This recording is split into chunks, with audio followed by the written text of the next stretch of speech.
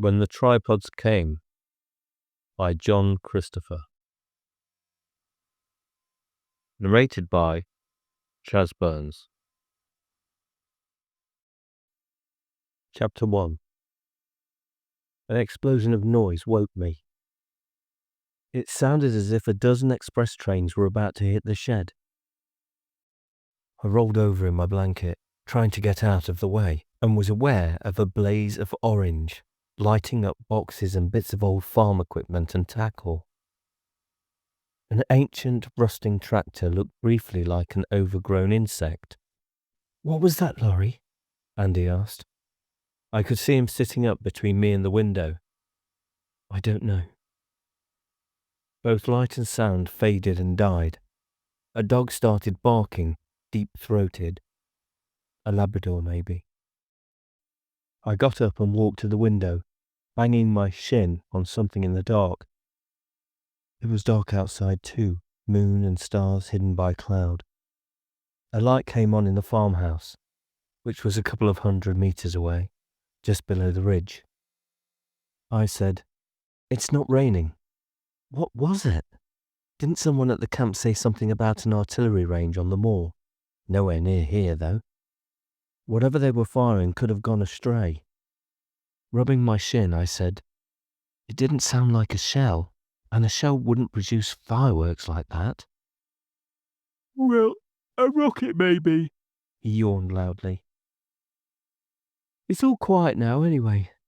No sweat, go to sleep. We've a long trek in the morning." I stood by the window for a while. Eventually the light in the house went out. The farmer presumably took the same view as Andy. In the pitch black, I felt my way to the pile of straw which served as a bed. This was less fun than it had seemed the previous evening. There was little protection from the hardness of the earth floor. And once awake, I knew all about the aches in my muscles. Andy was already asleep. I blamed him for our being here, for volunteering us into the orienteering expedition in the first place, and then for insisting on a left fork which had taken us miles out of our way. It had looked as though we would have to spend the night on the moor, but we'd come across this isolated farm as dusk was thickening. The rules were not to ask for help, so we'd settled down in the shed. I thought my aches and resenting Andy would keep me awake, but I was dead tired. We had set out early from summer camp, and it had been a long day's slog, drifting into sleep again. I was half aware of another explosion, but it was a distant one, and I was too weary really to wake up. I couldn't even be sure I wasn't dreaming. Andy woke me with the grey light of dawn filtering in. He said, "Listen." "What?" "Listen." I struggled into wakefulness. The noise was coming in from the direction of the farmhouse, but further away a succession of loud thumpings, heavy and mechanical. "Farm machinery?" I suggested. "I don't think so." Listening more carefully, I didn't either. The thumps came at intervals of a second or less, and they were getting nearer. There was even a sensation of the ground shaking under me. "Something heading this way," Andy said. "Something big, by the sound of it." We crowded together at the small window of the shed. The sun hadn't risen, but to the east the farmhouse was outlined against a pearly sky. Smoke from a chimney rose almost straight. Farmers were early risers. It looked like a good day for the trek back to camp. Then I saw what was coming into view on the other side of the house. The top appeared first, an enormous grey-green hemispherical capsule, flat side down, which seemed to be floating ponderously in mid-air, but it wasn't floating. A weird stilt-like leg moved in a vast arc across the sky and planted itself just to the right of the farmhouse. As it crashed down, a second leg appeared, passing over the house and landing between it and the shed. I could see a third leg too, which if it followed suit would come to ground close to us, if not on top of us. But at that point it stopped. The gigantic object more than 20 meters away, stood straddling the house. A band of bright green grassy panels ran horizontally along the side of the capsule. It produced an effect that was a cross between multiple staring eyes and a grinning mouth. It wasn't a pleasant grin. "Someone's making a film." Andy's voice was unsteady. I turned to him and he looked as scared as I felt. "That must be it. A science fiction movie." "So where are the cameras?" I felt my voice was coming out wrong too. "But they'd probably have to get it into position first." I didn't know whether he believed it. I didn't. Something was moving beneath the capsule, curling and twisting and stretching out. It was like an elephant's trunk, or a snake, except that it was silvery and metallic. It corkscrewed down towards the roof of the house and brushed lightly against it. Then it moved to the chimney stack and grasped it with a curling tip. Bricks sprayed like confetti, and we heard them crashing onto the slates. I was shivering. Inside the house, a woman screamed. A door at the back burst open, and a man in shirt and trousers came out. He stared up at the machine looming above him and started running. Immediately, a second tentacle uncurled, this time fast and purposeful. The tip caught him before he'd gone 10 meters, fastened round his waist, and plucked him from the ground. He was screaming too now. The tentacle lifted him up in front of the row of panels, and his screams turned to muffled groaning. After a few moments, the tentacle twisted back on itself. A lens-like opening appeared at the base of the capsule. It carried him towards it and thrust him through. I thought of someone holding a morsel of food on a fork before popping it into his mouth, and felt sick. His groans ended as the tentacle withdrew and the opening closed. The woman in the house had also become quiet, but the silence was even more frightening. Resting on its spindly legs, the machine had the look of an insect digesting its prey. I remembered my glimpse of the derelict tractor in the night. This insect was as tall as King Kong. For what seemed like a long time, nothing happened. The thing didn't stir, and there was no sound or movement from the house. All was still. Not even a bird chirped. The tentacle hovered in mid-air, motionless and rigid. When after a minute or so the tentacle did move, it raised itself higher, as though making a salute. For a second or two it hung in the air, before slamming down violently against the roof. Slates scattered, and rafters showered through a gaping hole. The woman started to shriek again. Methodically the tentacle smashed the house, and as methodically picked over the ruins, like a scavenger going through a garbage can. The shrieking stopped, leaving just the din of demolition. A second tentacle set to work alongside the first, and a third joined them. They probed deep into the rubble, lifting things up to the level of the panels. Most of what was picked up was dropped or tossed aside. Chairs, a sideboard, a double bed, a bathtub dangling the metal pipes from which it had been ripped. A few were taken inside. I noticed an electric kettle and a television set. At last it was over, and dust settled as the tentacles retracted under the capsule. "I think we ought to get away from here," Andy said. His voice was so low I could hardly hear him. "How far do you think it can see?" I don't know, but if we dart out quickly and get round the back."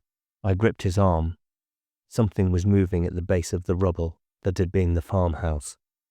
A black dog wriggled free and started running across the farmyard. It covered about 10 meters before a tentacle arrowed towards it. The dog was lifted, howling, in front of the panels, and held there. I thought it was going to be taken inside, as the man had been. Instead, the tentacles flicked it away. Briefly, the dog was a black blur against the dawnlight. Then, a crumpled, silent heap. The sick feeling was back, and one of my legs was trembling. I thought of my first sight of the Eiffel Tower, the summer my mother left and the ills came to live with us, and my panicky feeling over the way it stretched so far up into the sky. This was as if the Eiffel Tower had moved, had smashed a house to bits and swallowed up a man, tossed a dog to its death the way you might throw away an apple core. Time passed more draggingly than I ever remembered. I looked at my watch and the display read 5:56. I looked again after what seemed like half an hour, and it said 5:58. The sky was getting lighter, and there was first a point of gold, then a silver, finally a disk of sun behind the ruins of the house. I looked at my watch again. It was 7 minutes past 6. Andy said, "Look!" The legs hadn't moved, but the capsule was tilting upwards and beginning a slow rotation. The row of panels was moving to the left. Soon we might be out of the field of vision and have a chance of sneaking away. But as the rotation continued, a second row of panels came into view. It could see all round. When it had traversed 180 degrees, the rotation stopped. After that, nothing happened. The monster just stayed there, fixed, as leaden minutes crawled by. The first plane came over soon after 8. A fighter made 2 runs, east to west and then west to east at a lower level. The thing didn't move. A quarter of an hour later, a helicopter circled round, taking photographs probably. It was nearly midday before the armoured brigade arrived. Tanks and other tracked vehicles drew up on open farmland, and, in the bit of the farm lane in view, we could see an important-looking car and some trucks, including a TV van, all keeping a careful distance. After that, nothing happened for another long time. We learned later this was the period in which our side was attempting to make radio contact, trying different frequencies without result. Andy got impatient and again suggested making a run for it towards the tanks. I said, "The fact it hasn't moved doesn't mean it won't. Remember the dog?" "I do. It might also decide to smash this hut. And if we run, and it starts something, and the army starts something back, we're likely to catch it from both sides." He reluctantly accepted that. "Why hasn't the army done something?" "What do you think they ought to do?" "Well, not just sit there. I suppose they don't want to rush things." I broke off as an engine started up, following by a rumble of tracks. We ran to the window. A single tank was moving forward. It had a pole attached to its turret and a white flag fluttering from the pole. The tank lurched across the field and stopped almost directly beneath the capsule. The engine switched off, and I heard a sparrow chirruping outside the shed. Then, unexpectedly, there was a burst of classical music. I asked, "Where's that coming from?" "From the tank, I think." "But why?" "Maybe they want to demonstrate that we're civilized, not barbarians. It's that one from Beethoven's symphony, isn't it? The one that's sung as a European anthem." "That's crazy," I said. "I don't know." And he pointed, "Look."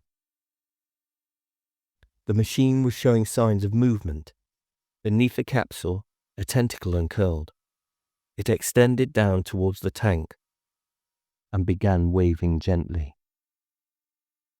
"What's it doing?" I asked. "Maybe it's keeping time." The weird thing was, he was right. It was moving in rhythm with the music. A second tentacle emerged, dipped, and brushed against the turret, as though it were getting the hang of things. The first tentacle started moving faster, in a more positive beat. The second felt its way round the tank from the front to rear, then made a second approach from the side, moving over it and probing underneath. The tip dug down, rocking the tank slightly, and re-emerged to complete an embrace. The tank rocked more violently as it was lifted, at first just clear of the ground, then sharply upward. Abruptly the music gave way to the stridence of machine gun fire. Tracer bullets flamed against the sky. The tank rose in the tentacle grip until it was level with the panels.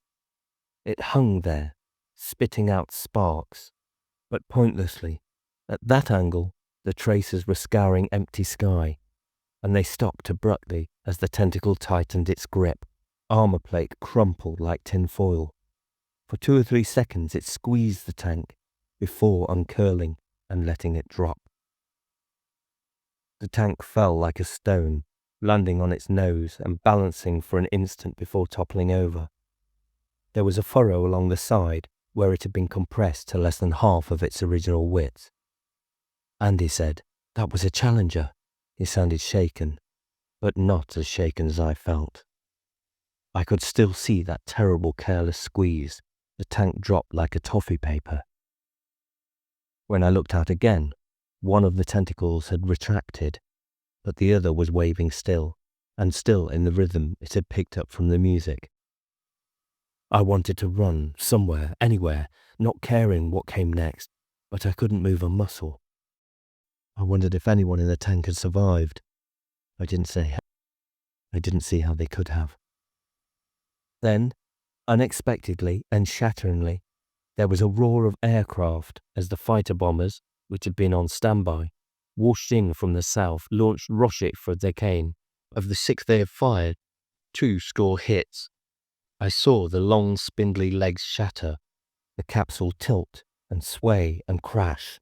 It landed between the ruins of the farmhouse and the wrecked tank with an impact that shook the shed. I could hardly believe how quickly it was over and how completely. But there was the capsule lying on its side, with broken bits of leg sticking out. As we stared, a second wave of fighter bombers swooped in, pulverizing the remains. Chapter 2. The school term started 3 weeks later. By then, the big excitement, with Andy and me being interviewed on television and local radio and all that, was over. But people at school were still interested. They fired questions at us, mostly me, because Andy was less willing to talk. I talked too much, and then regretted it. When Wild Bill brought the subject up in physics class, I no longer wanted to discuss it, least of all with him. He didn't look wild, and his name wasn't Bill. He was a small, near grey-haired man with a clipped voice and a sarcastic manner. His name was Hockey, and he had a habit of swinging round from the board and throwing whatever was in his hand, a piece of chalk usually, at someone he thought might be misbehaving behind his back. On one occasion it was the board eraser, which was wooden and quite heavy, and he hit a boy in the back row on the forehead. We called him Wild Bill Hockey, after Wild Bill Hickok. "Come on, Cordray," he said. "Don't be shy. Now that you're famous, you owe something to those of us who aren't." Some of the girls tittered. "The first person to see a tripod, as I gather the media has decided we shall call them. You'll be in the history books for that, even if not for the Nobel Prize in Physics." There was more tittering. I'd been second from bottom the previous term. "It throws an interesting light on national psychology," Wild Bill went on, "to consider the various reactions to man's first encounter with creatures from another part of the universe." He had a tendency, which most of us encouraged, to launch into discourses on things that interested him, some of them quite remote from physics. I was happier still if it got him off my back. He said, "As you know, there were 3 landings, one in the United States, in Montana, one in Kazakhstan, in the Soviet Union, and Cordray's little show on the edge of Dartmoor. The landings were roughly simultaneous, ours in the middle of the night, the Americans late the previous evening, and the Russian in time for breakfast. The Americans spotted theirs first, after tracking in on radar, and just surrounded it and waited. The Russians located the one in their territory fairly quickly too, and promptly liquidated it with a rocket strike. We played Beethoven to ours, sent in a single tank, and then smashed it after it had destroyed the tank. Is that a testimony to British moderation, Caudray? I said unwillingly. I don't know, sir. After it wrecked the farmhouse, I don't care how soon they finished it off. No, I don't suppose you did. But presumably you had no more notion than the military of what a pushover it was going to be. And that, of course, is the fascinating part. He ran his fingers through his thinning hair. When I was your age, there was a war on. We had a physics class similar to this, interrupted one afternoon by a V-2 rocket that landed a quarter of a mile away and killed 15 people. It was alarming, but I didn't really find it interesting. What interested me more than the war was what I read in the science fiction magazines of those days. Rockets being hurled from Germany to England to kill people struck me as dull, compared with the possibilities of their being used to take us across interplanetary space to discover exotic life forms, or maybe bring them here to us. Science fiction writers have portrayed that second possibility in a variety of ways. We have read of, or more recently watched on screen, alien invaders of every shape and size, colour and texture, from overgrown, blood-sucking spiders to cuddly little creatures with long snouts. Their arrival has been shown as bringing both disaster and revelation. What no one anticipated was a close encounter of the absurd kind, a comic farce. Why do I say farce, Caudray? I don't know, sir. Well, you saw it, didn't you? Consider the tripods themselves for a start. What sort of goons would dream up something so clumsy and inefficient as a means of getting around? Hilda Goossens, a tall, bony redhead, who was the class genius and his favourite, said, "But they must have had very advanced technology. We know they couldn't have come from within our solar system, though they must have travelled light years to get here." Wild Bill nodded. Agreed. But consider further. Although the Americans didn't approach their tripod, they did try the experiment of driving animals close in.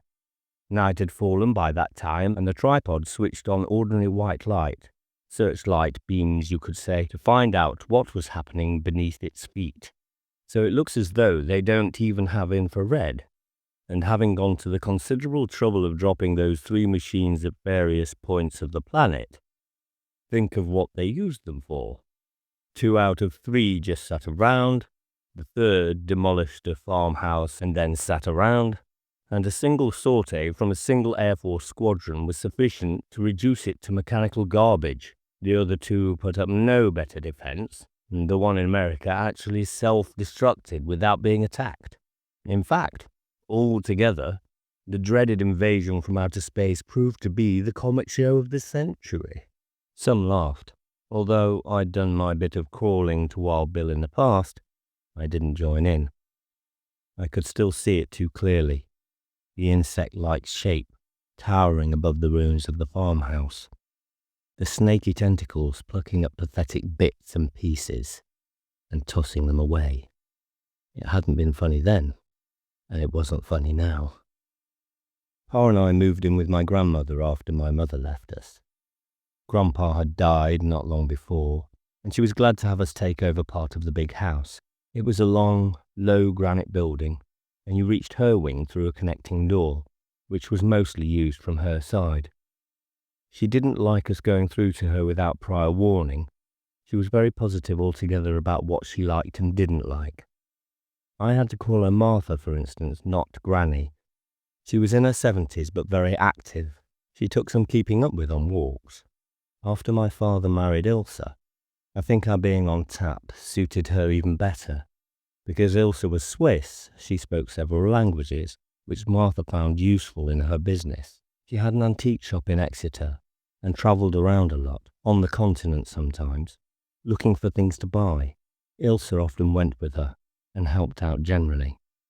Grandpa, who had been an army officer, was in poor health for several years before he died, and one of my earliest memories was of being shushed if I made any noise around him. Martha wasn't one of those warm, cosy grannies you read about, and things didn't change after we moved into the house. She wasn't someone to chat with.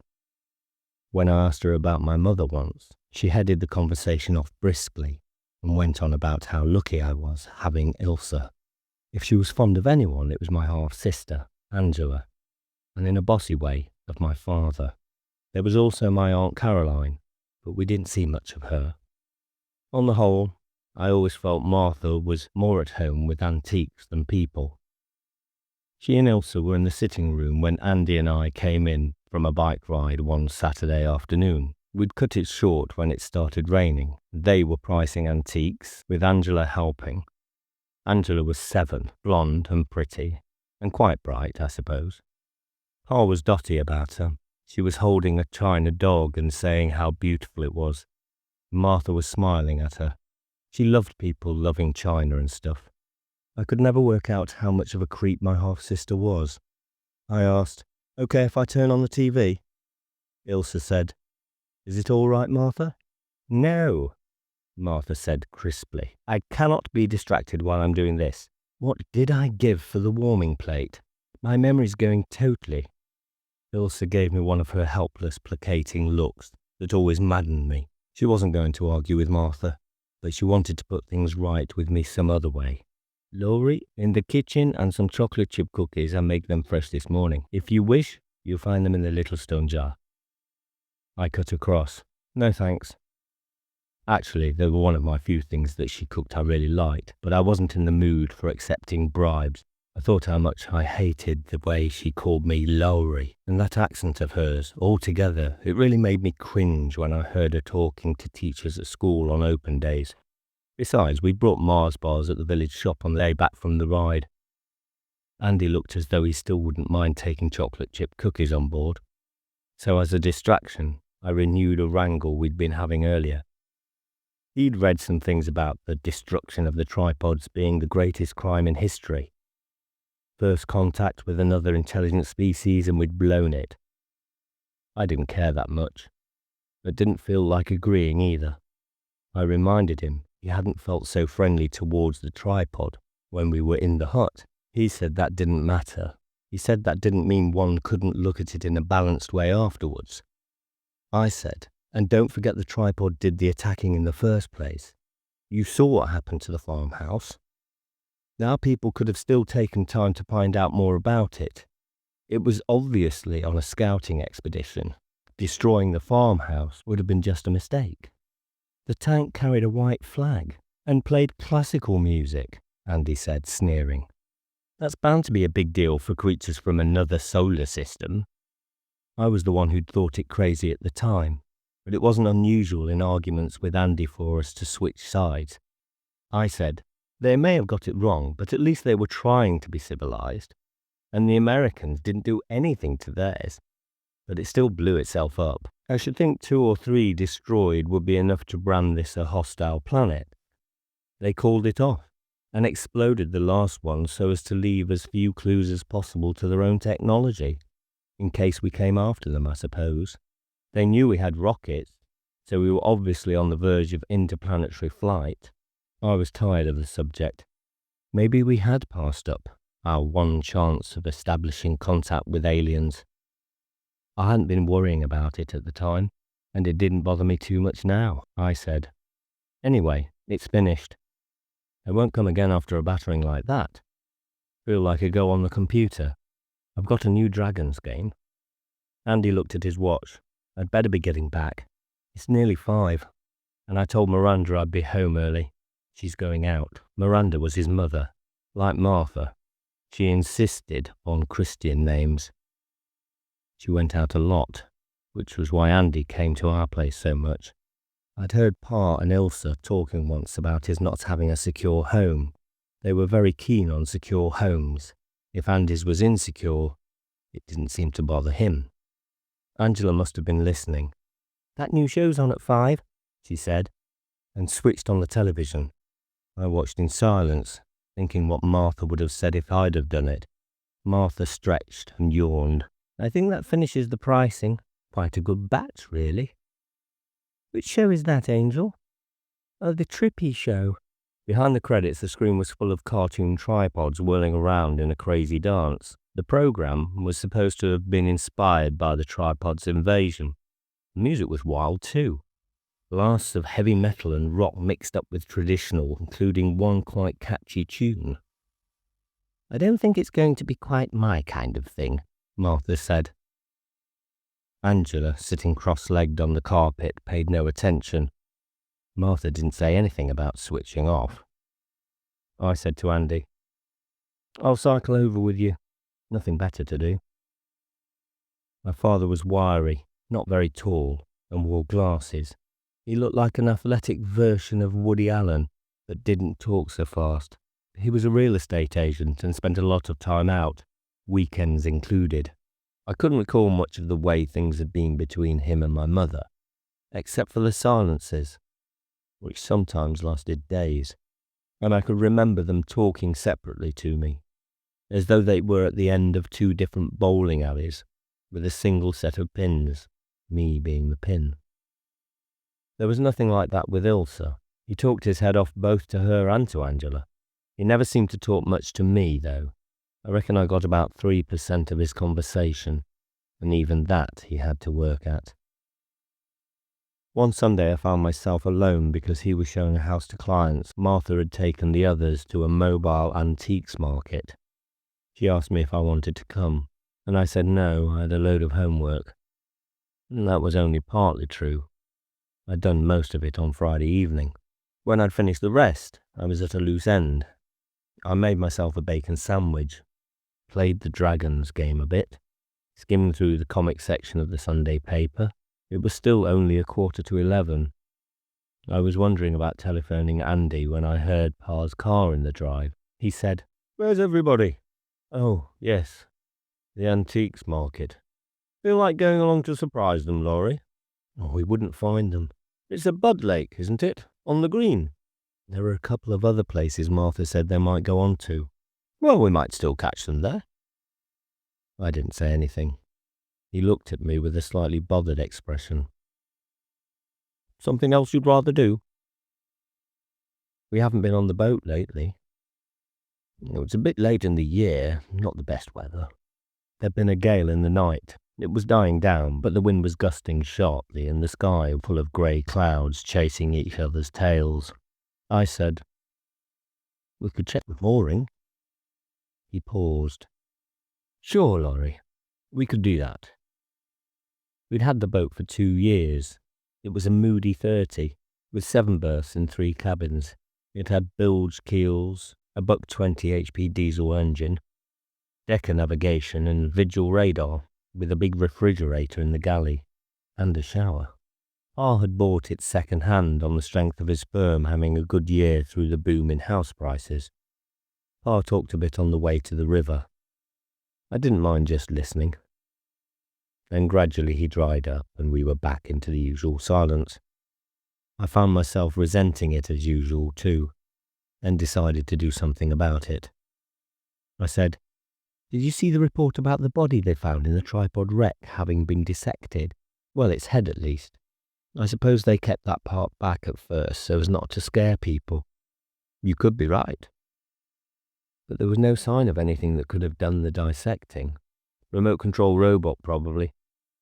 Part of all that melted down machinery they found in the capsule." I said, "He just happened to run out of the farmhouse. If it had been Andy or me running out of the shed, it could have been one of us that got dissected." I was silent. I said, "You've never said how you felt about it when it was happening." "Didn't I?"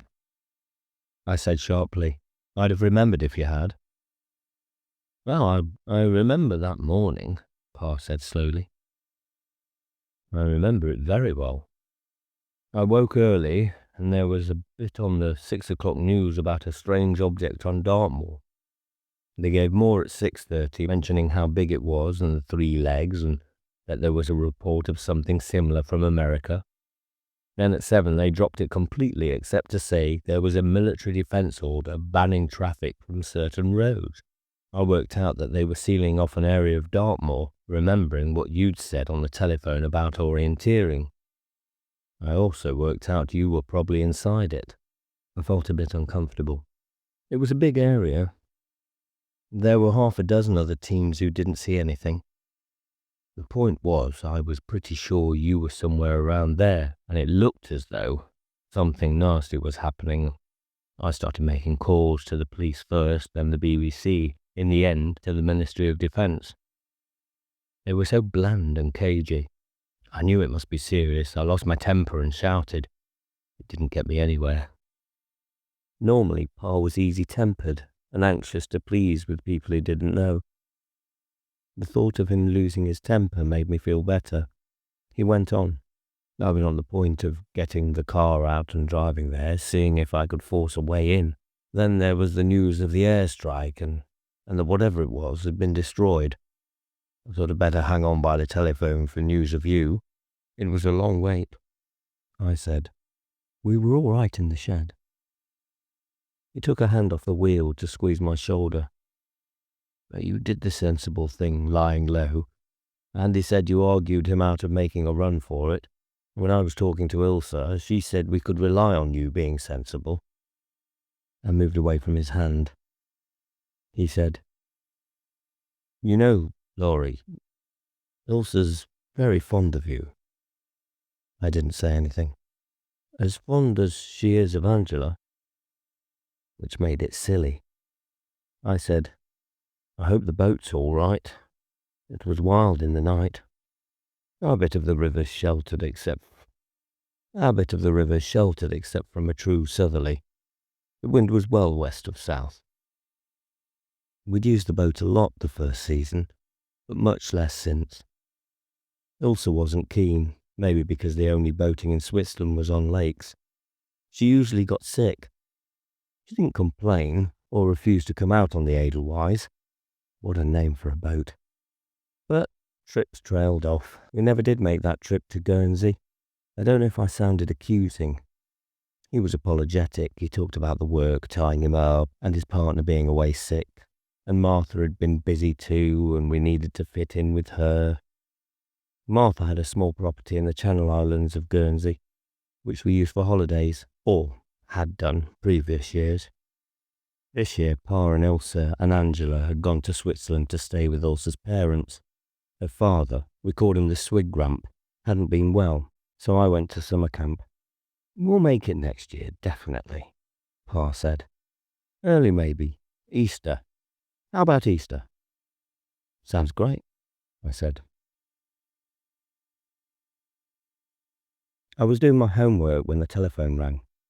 I picked it up, thinking it might be Andy. I couldn't make out more than a word or two from the other end, but recognised the speaker as the Swigram, Ilsa's mother. She had an accent that made Ilsa sound like a BBC announcer. I said, speaking slowly and deliberately, This is Lawrence. I will get her. Please hold the line. Wharton C. Bitter. I called Ilsa and went to my room.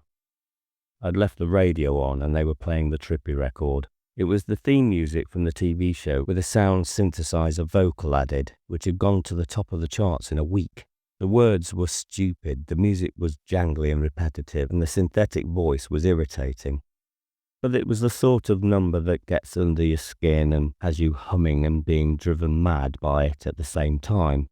The show had become fantastically popular all around the world, including Russia and China. I still hadn't watched it, partly because Angela was a total fan, but I could feel the music grabbing me in an insidious sort of way. When I finished my homework, I went through to the sitting room. Ilsa and Pa were there. He'd poured drinks and they were talking. I arrived to hear Ilsa saying, And the attack is serious and since a long time he is not well. I just meant, Pa said, you could wait and see. For a day or so. Then it may be too late. Something wrong with Swig-Gramp? I asked. Pa nodded. Heart attack. He went on to Ilsa.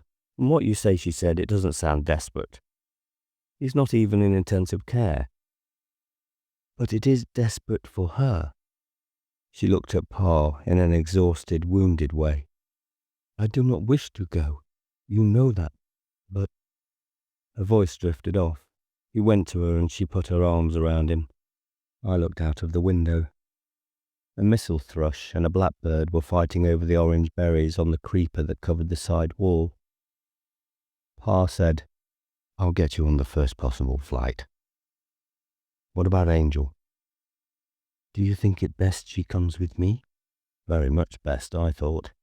At that moment I saw Angela come into the drive and lean her bicycle against the wall. Ilsa saw her too, and called her in. She explained that Grossvater was ill with a heart attack, that she needed to go to Switzerland to see him and Grossmutti, and that she thought it might be best for Angela to go with her. "When?" Angela asked. "As soon as Papa will get flights. Sometime tomorrow." "Before the Pony Club Gymkhana?" They got a pony for her in early summer, a little Shetland with a nasty temper called Prince. It had bitten me twice and tried to kick me, but Angela was crazy about it. She'd been weeks practicing for the Pony Club event. "I forgot Pony Club," Ilsa said. "If you want me to come..." "No, you stay. If he's all right, I may be not long away." Angela hugged her mother. She was good at getting her own way without causing trouble, as I tended to. I thought about the Swig Grump. He was thick-set and red-faced from living all his life 1,500 meters above sea level. He spoke good English because of running a guest house, but I'd never talked much with him. It was different where Angela was concerned. I had a feeling she'd be even happier to see her than Ilsa. It was tough on him, and she was more hooked on a pony. People had different priorities. I was sorry about his heart attack, but not about Ilsa leaving. It would have been better if Angela had been going too, but you can't have everything. Chapter 3. About a week after Ilsa went to Switzerland, I finally caught a Trippy Show. Pa was out, and Martha had taken Angela to the shop. She'd refused to go at first because she wanted to watch, and rather than have her stick around, I'd promised to videotape it for her. I switched on and started to watch it myself. It was a mixture of cartoon, live action, stills and abstract. The abstract using all the old computerized design tricks and a few new ones. The cartoons were very detailed and realistic, animated paintings almost, and even the abstract bits were full of tripod shapes. The whole thing was backed up by music which seemed chaotic, but after a time built into a new pattern of sounds and rhythms which weirdly hung together. I'd heard it was a comic show, poking fun at tripods as stupid giants that lumbered around and got into trouble, getting their legs tied in knots and falling over, that sort of thing. It was like that to start with, but later the attitude changed. The second part featured a maiden in distress, imprisoned and tied up by a nasty-looking dragon, and a knight trying to rescue her. It was comic book historical, with him in shining armour and her in a long dress, with one of those hood-like things. I think they call it a wimple on her head. The knight's rescue attempts kept on going wrong in ridiculous ways. Some of them were funny, and I laughed once or twice. But gradually it became less funny than frightening. What you could see of the girl's face had a desperate look. The knight was sweating with fear, and the dragon was more sinister and had doubled in size. The climax saw the knight pinned down beneath one of the dragon's feet, a claw through his armour and realistic blood dripping into the dust, and the dragon's jaws moving down towards the girl's head. The music was jagged and ugly, backed by a drum beat like a death roll. There was a shot of the knight's face, and he looked as dead as I'd ever seen. It gave me the shivers. That was when the tripod came over the horizon, with dawn behind it and the music changing. It turned into the Trippy theme, but tricked out with extra harmonies and an orchestra which had everything from an organ to hunting horns. It sounded vigorous and hopeful. The silvery tentacles had a gentle gleam, not the hard metal glare I remembered as they swished out of the sky, one to release the girl, a second to lift up the knight, the third to drive like a spear into the puffed-out chest of the dragon. It ended with the girl freed, the knight revived, and the pair of them mounted on his horse and riding off into the dawn. The dragon dissolved first into bones, then dust. and the tripod presided over the scene, and the rising sun throwing a halo around its capsule. There was the trippy tune and massed voices roaring, "Hail the tripod! Hail the tripod! Hail the tripod!" on and on. I'd watched it right through, and it certainly hadn't been boring, but it left me without any desire to see another Trippy Show. But I knew a lot of people were crazy on it, like Angela. Though the craze wasn't confined to kids. A lot of adults were fans. I ran the tape back and hit the playback button to check. The beginning of an antiques program Martha had videotaped came up. I thought I must have started recording part way in, but as the man droned on about some worm-eaten writing desk, I realised what had happened. It was something I'd done before, pressing record with the set tune to TV instead of VCR. When they came back, I was in my room. I'd heard the car stop and the front door open, and Angela's voice yelling for me. I thought it best to get it over with. I found her in the hall. "Where is it? The tape? You didn't label it." "No, I missed it. I'm sorry." "What?" "I was watching on the TV channel and forgot to switch to video." "It's not funny, Laurie. Where's the tape?" I shook my head, and she saw I meant it. "You can't have done." Her voice rose to a howl. "You can't have. You can't. You couldn't be so rotten." Martha came in to find her sobbing and asked what was the matter. I said, "I forgot to record the Trippy Show." "At least I didn't forget." Martha said coldly, "You promised her." "I know, and I tried to." The sobbing was getting louder and wilder. I had to raise my own voice to be heard. "Anyway, I don't think it's a program kids ought to watch. I don't think you would either if you'd seen it. You've always gone on about violence on TV and—" Angela's face was white and tense. Without warning, she came at me like a small but savage bull. I grabbed the stair post to avoid going over, and the bull turned into a cat, clawing wildly. I heard Martha's voice, shocked, saying, "Angela," and then was too busy defending myself. It was silly. She was only 7 and not particularly big for her age, but I realised I needed to use my strength to hold her off. In the end, I managed to pin her against the stairs. She struggled and screamed for quite a bit, then went limp. She lay slumped as I stood up. Martha said, "What have you done to her?" "Nothing. I only tried to stop her killing me." I felt a trickle down my cheek, and my hand came away, smeared with blood. Martha was stooping beside Angela. She said, "Angela, are you all right?" Angela didn't answer.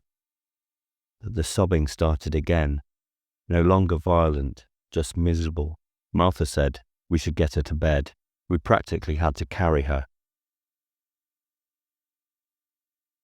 Martha discussed it with Pa that evening. Angela was still in her room, and he went up to see her. When he came down, he said, "She seemed all right." "I was worried," Martha said. "She was, well, violent." Pa said, "Children do have storms for no reason." He smiled at me. Laurie did when he was that age. I remembered a particular time when he said he would play football with me and hadn't. When he finally came out, I kicked him instead of the ball and went on kicking him. I had a good reason, though. That was before Ilsa came to live with us, but I knew about her, and I knew he'd been talking to her on the telephone and had forgotten his promise to me. Angela seemed normal when she came down, at least as far as the others were concerned. She didn't speak to me.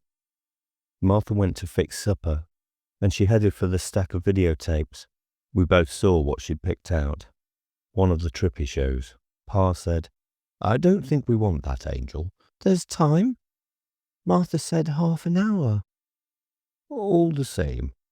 I expected her to go into one of her wheedling routines, but her face was expressionless, and she stared at him, holding the cassette. Pa said after a moment, "Well, keep it quiet.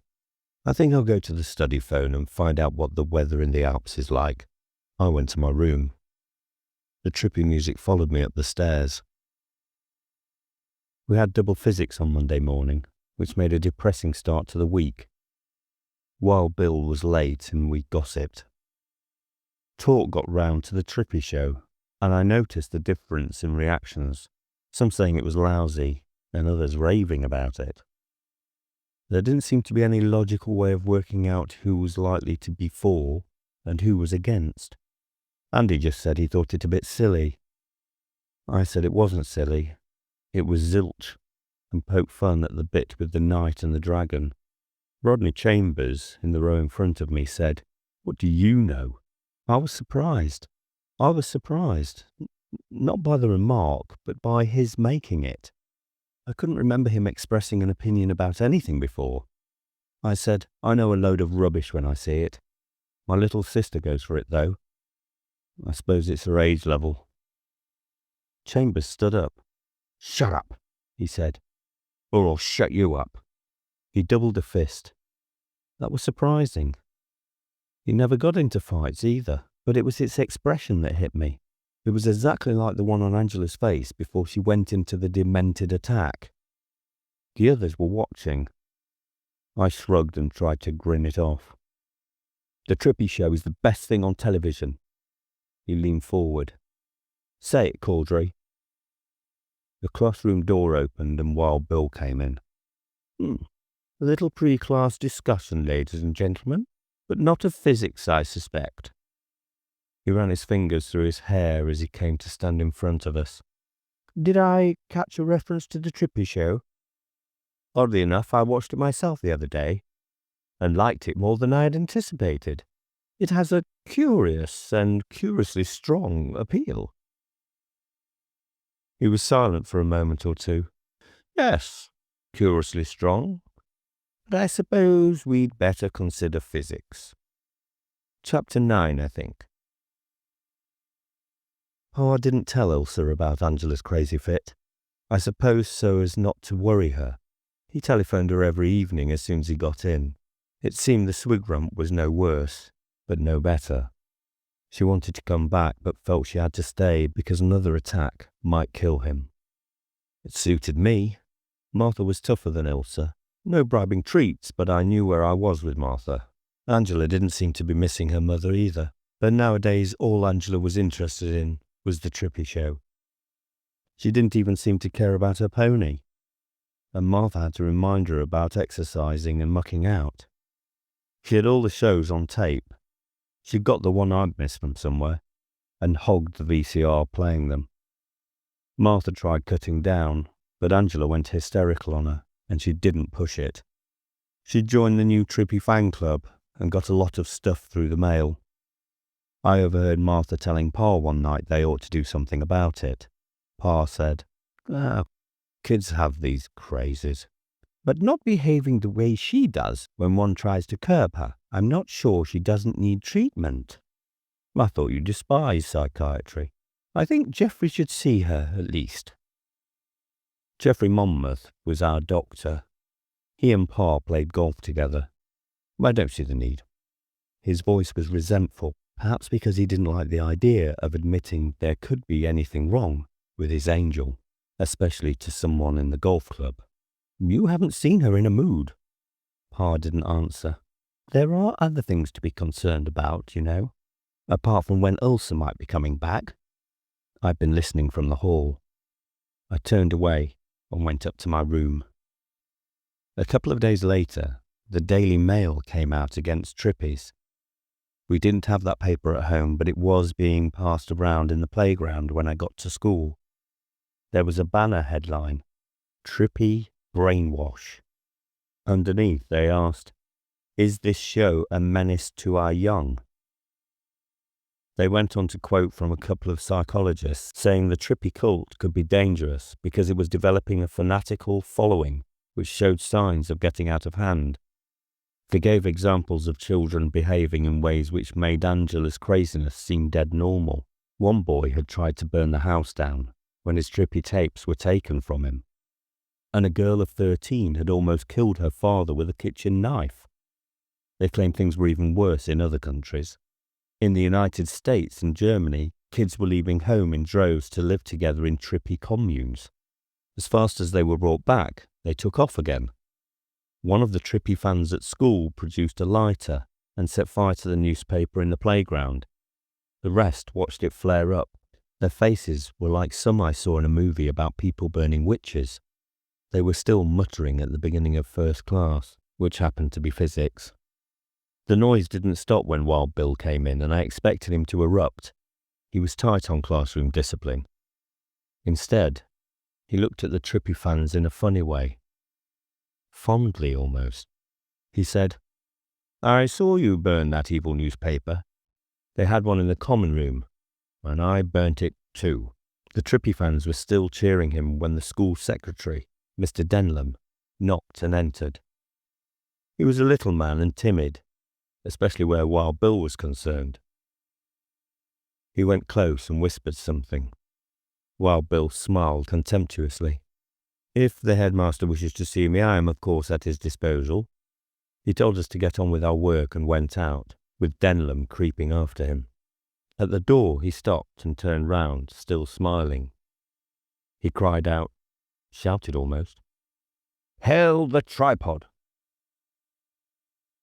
Trippies were the lead in the television news that evening. They showed a mob of them rioting outside the Daily Mail offices, and scuffles when the police tried to disperse them. There were Trippies being dragged into the police vans, a policeman with blood running down his face. The announcer said that another mob had assembled outside the editor's house. Windows had been smashed and tripod figures daubed on the walls. "In the House of Commons this afternoon," he went on, "there is particular concern that the practice of Trippy cultists banding together to live communally has now spread to this country. It is reported that there are several groups in London squatting in empty flats and offices, and that similar communes have been set up in a number of provincial cities, including Birmingham and Exeter." Martha said. I can't think why they've let things get this far. It needs tackling with a firm hand. "Easier said than done," Pa said.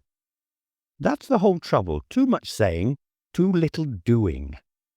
The newsreader started talking about stocks and shares and a financial panic, and Angela, who had been sitting staring at the screen, got up and left the room. Martha and Pa went on talking about the rioting. She was getting angrier, and he was agreeing. He never liked being on the wrong side of her for long. He was saying, yes, the Trippy Show should be banned, when I heard the front door open and close. I said, "That was Angela." Pa turned to me. "What?" "Just then, going out." He asked Martha, "Did she say anything to you?" "No, I suppose she could have gone to Emma's." Emma was a friend of hers in the village. I said, "There was that bit on the news about a Trippy commune in Exeter." "No, she couldn't," Martha began. Pa went for the front door and I followed him. Emma's house was a couple of 100 yards to the left. Angela was heading right, in the direction of the bus station. Pa needed my help in bringing her back. She fought for some time before suddenly going slack on us. He carried her to her room, and Martha and I watched her. She lay staring at the ceiling.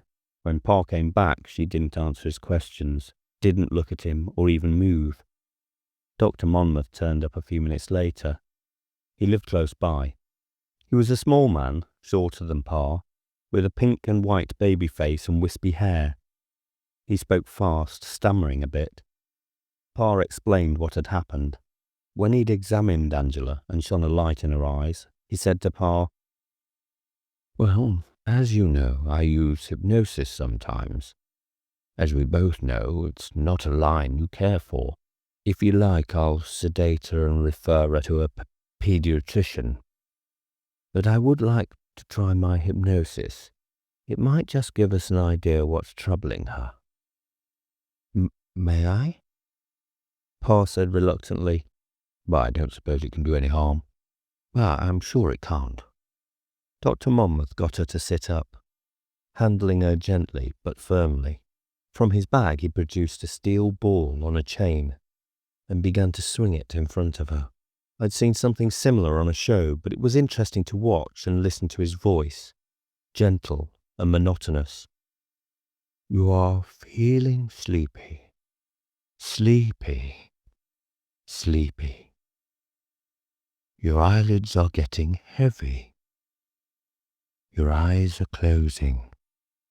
Closing. You are asleep. I was getting drowsy myself. Dr. Monmouth slipped the ball in his pocket. He said, "Angela, can you hear me?" In a thick voice, she said, "Yes."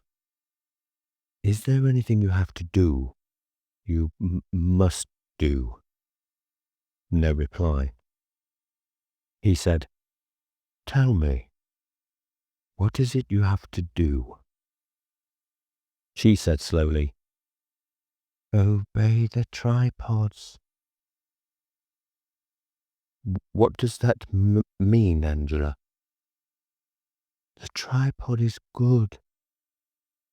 The tripod knows best." "Best about what?" "About everything." "So what do you do?" "I do what the tripod tells me." "And who told you this?" "The tripod." "Did the tripod tell you to run away from home and join the Trippies?" "Yes." Dr. Monmouth held her wrists in his hands. "Listen, Angela. Listen carefully. There is no tripod. You have never watched the Trippy Show. There is no Trippy Show. You don't like watching television. You are your own person. And no one, nothing, can rule your mind. Now, I'm going to count to 5, and on the count of 5, you will wake up. Not remembering the words I've said, but remembering what I've told you. 1, 2, 3. Her eyes opened on 5. She said, "What is it?" She looked at us standing round the bed. "I've not been ill or anything." He smiled reassuringly. "Just a turn. You're all right now. Fit for anything. Want to watch television?" "No." She shook her head violently. "No, I don't." Angela stayed in her room rearranging her dolls. She had more than a dozen, and I realized it was weeks since she'd played with them. I went down with the others, and Pa poured them drinks. I'm still not sure I know what that was about. He handed a glass to Dr. Monmouth. She'd been previously hypnotized by someone else, but who? "You heard her. The tripod." Martha said, "That's ridiculous. The tripods were destroyed." By the television show, do you mean?" "Is that possible?" Dr. Monmouth took his drink. "Hypnosis is a state of artificially induced sleep or trance, in which the subject is susceptible to suggestion. There are various methods of inducing it. I've never known of it being done through television, but I wouldn't rule out the possibility." "But the actual suggestion," Pa said, "how would that work?" "Well, it could be subliminal. A message flashed on screen for a microsecond, reinforced by the spoken message. Hail the tripod. It's interesting that it affects some people and not others, but so do other things, of course. Strobe lighting doesn't bother most people, but induces epilepsy in a minority. It could be the result of minor cortical irregularity, a difference in alpha rhythm, perhaps, which makes them susceptible." "But done by whom?" Martha demanded. "The Russians?" "I suppose that's possible, but the show originated in the United States. Why would the Americans want to do such a thing? It makes no sense." "There have been experiments in the past with subliminal suggesting in advertising. Maybe somebody's preparing the launch of a tripod toy and the project's got out of hand. Or maybe it's like the mass hysteria you get with pop stars. Hysteria and hypnosis both involve surrender of the will, and by some freak it's got tied in with this particular show. Pa asked, "What do you think?" "Well, I don't know. There's a third possibility." "What?" "Television signals aren't stopped by the ionosphere. The show originates in America, but the suggestions could be superimposed from somewhere else." He paused. "From space?" Martha shook her head. "Now that really is ridiculous," Pa said. "From whatever was behind the tripods, you mean? It's a bit unlikely, isn't it? The tripods were a joke. Well, scientific knowledge doesn't have to follow the pattern we're familiar with. The Incas had a superb road system that didn't manage to invent the wheel. The fact of using something as clumsy as a tripod doesn't mean they might not be a long way ahead of us in studies of the mind and mental processes." Pa shook his head. "An advertising gimmick getting out of hand sounds more likely." The television news was full of trippies, demonstrating and chanting about the tripod and clashing with police. And not just in England. There were similar scenes from America and Canada, Australia and Europe. There were rumours it was happening behind the Iron Curtain too, but we weren't shown any of that. The media had invented the name Trippy, and they called the demonstrations tripping. The trippies took it up themselves and started singing a new song to one of the minor tunes on the Trippy Show. Trip, trip, trip with the tripod. And suddenly the trippies were on the move. It began in London. We watched the report on early evening television, and it was like a mass migration. They had managed to pick up cars and vans from all over the city and were moving out into the country. Others waited by the roadside. The weather was terrible, with rain slashing out of a black sky and a near gale blowing. They stood patiently in the rain, wet, bedraggled, uncomplaining. Many of them carried hand-lettered signs and banners, "Hail the tripod lives," or just a drawing of a tripod. Cars and vans driven by other trippies stopped to pick them up and crawled on, overloaded. The police watched, but didn't try to do anything. I thought about it when I went to bed. I didn't know whether or not to feel sorry for them.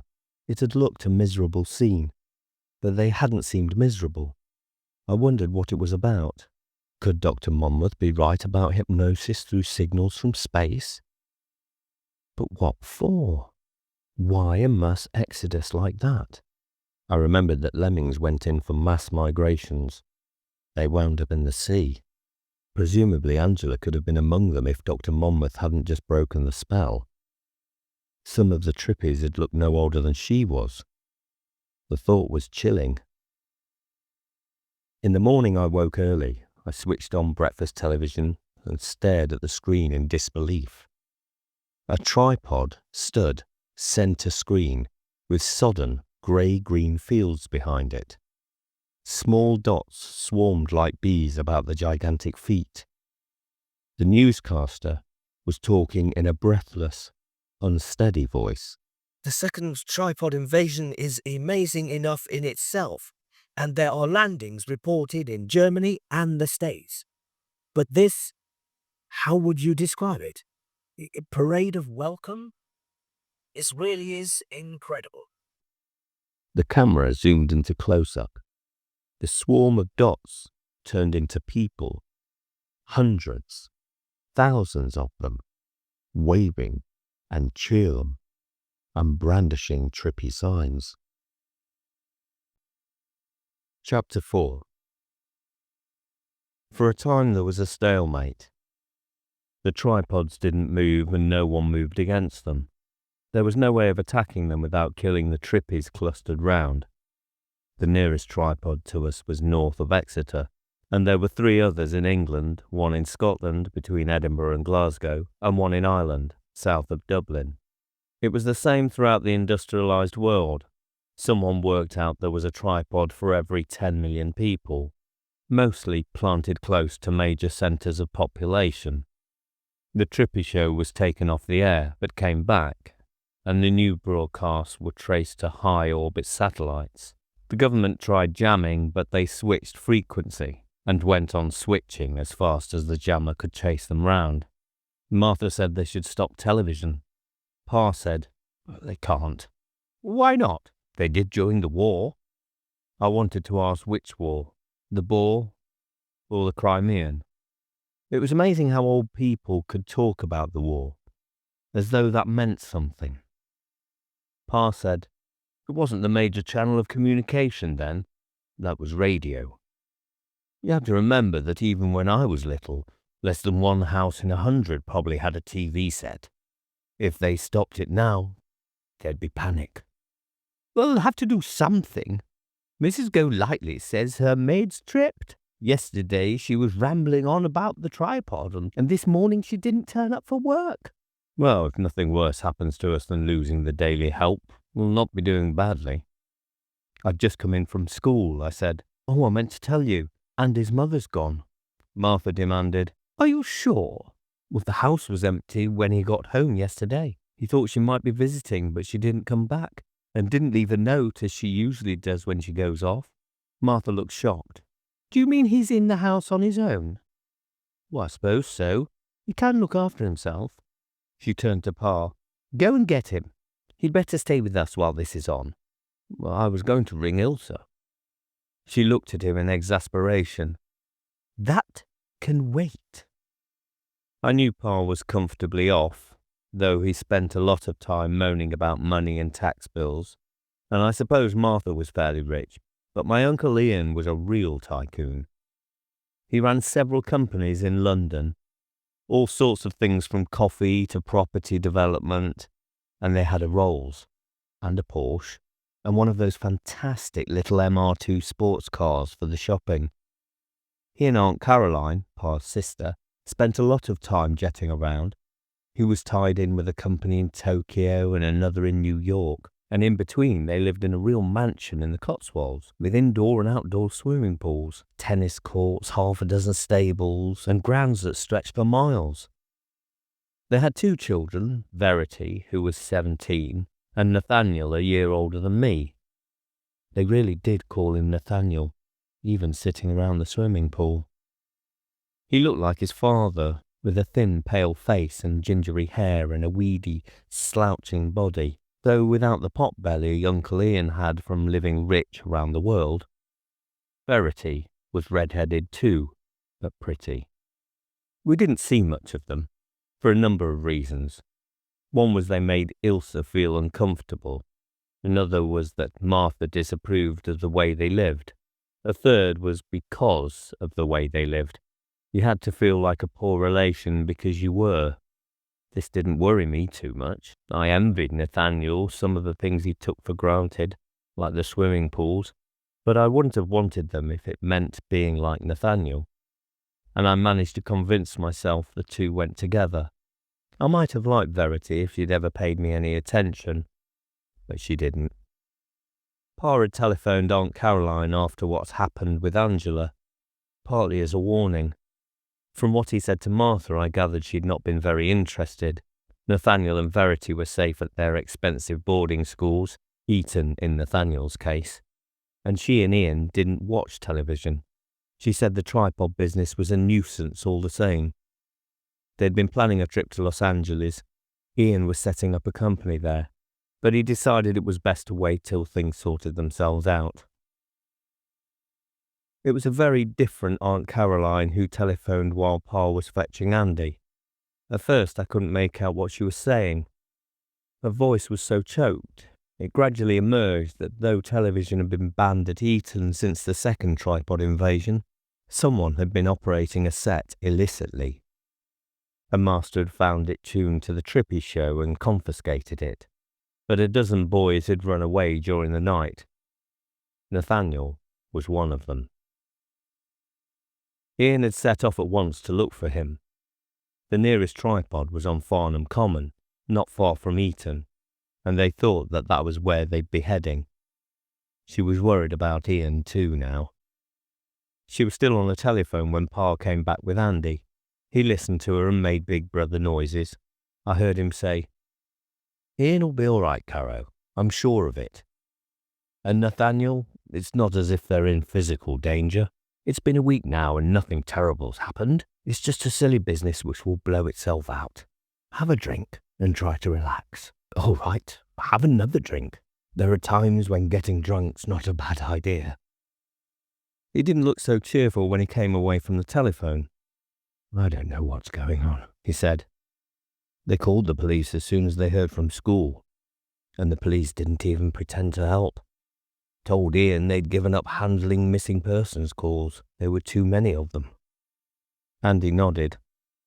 That's what they told me. And some police are tripping. The policeman at Little Italy's gone. That was a village 5 miles away. Pa said, Well, try not to worry about your mother. As I told my sister, it's not as though anything terrible's happened, and hypnotic effects don't last. They had a doctor on the radio this morning saying he expected people to start trickling back home any time now. I asked, what about Angela? What about her?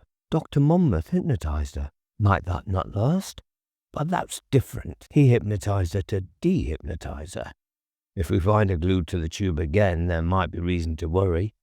But I've seen no sign of that. Nor had I. I'd noticed that if anyone left the TV switched on, as Martha sometimes did when she was going out to deter burglars, Angela switched it off.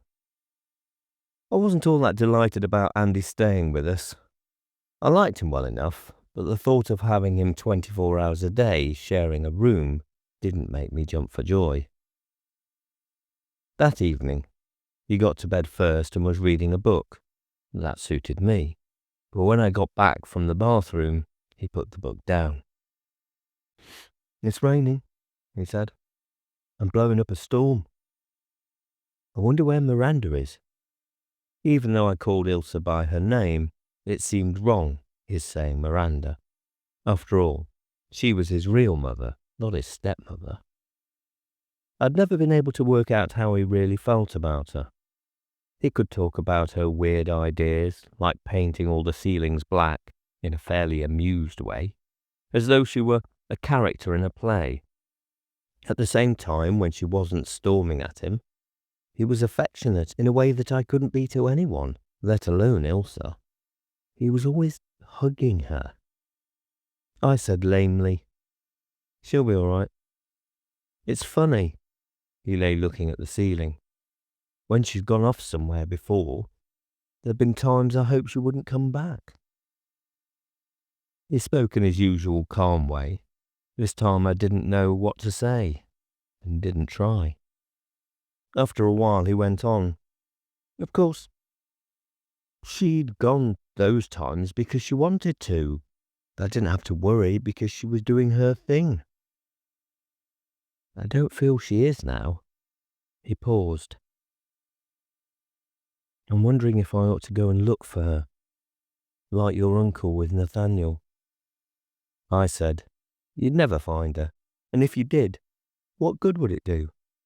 Angela was little enough to be dragged back, and we had Dr. Monmouth round the corner. What could you do against a mob of trippies? He nodded. Not much, I suppose. But she's part of it at this moment. It's happening to her. All the mad things she did. And now, can she do anything except wave a banner and hail the tripod? It doesn't mean she's unhappy. Angela wasn't. I wouldn't have called it happy either, but I didn't say that. Andy looked at me. What if it were Ilsa? I thought about it and was aware of different feelings which I couldn't sort out. I could imagine how Pa would feel, though.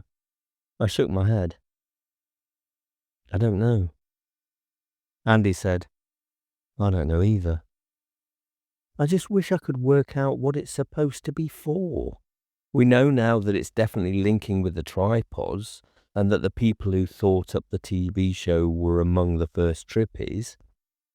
Whatever sent the tripods obviously monitored our television, worked out which was the most effective production centre, and somehow beamed hypnotic directives into it. But what's their motivation? Well, one theory is they came from a swamp planet, I said, because the only sensible reason for tripods would be to cross marshland. So what sort of creature are they? Intelligent giant frogs or newts? Pigs, maybe. The pig's a swamp animal. No one knows. Maybe no one ever will. And no one has the faintest idea how their minds work. We saw what the first tripod did to the farmhouse.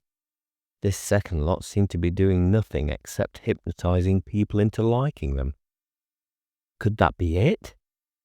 They just want to be liked? They're not winning as far as I'm concerned. Anyway, Pa's right.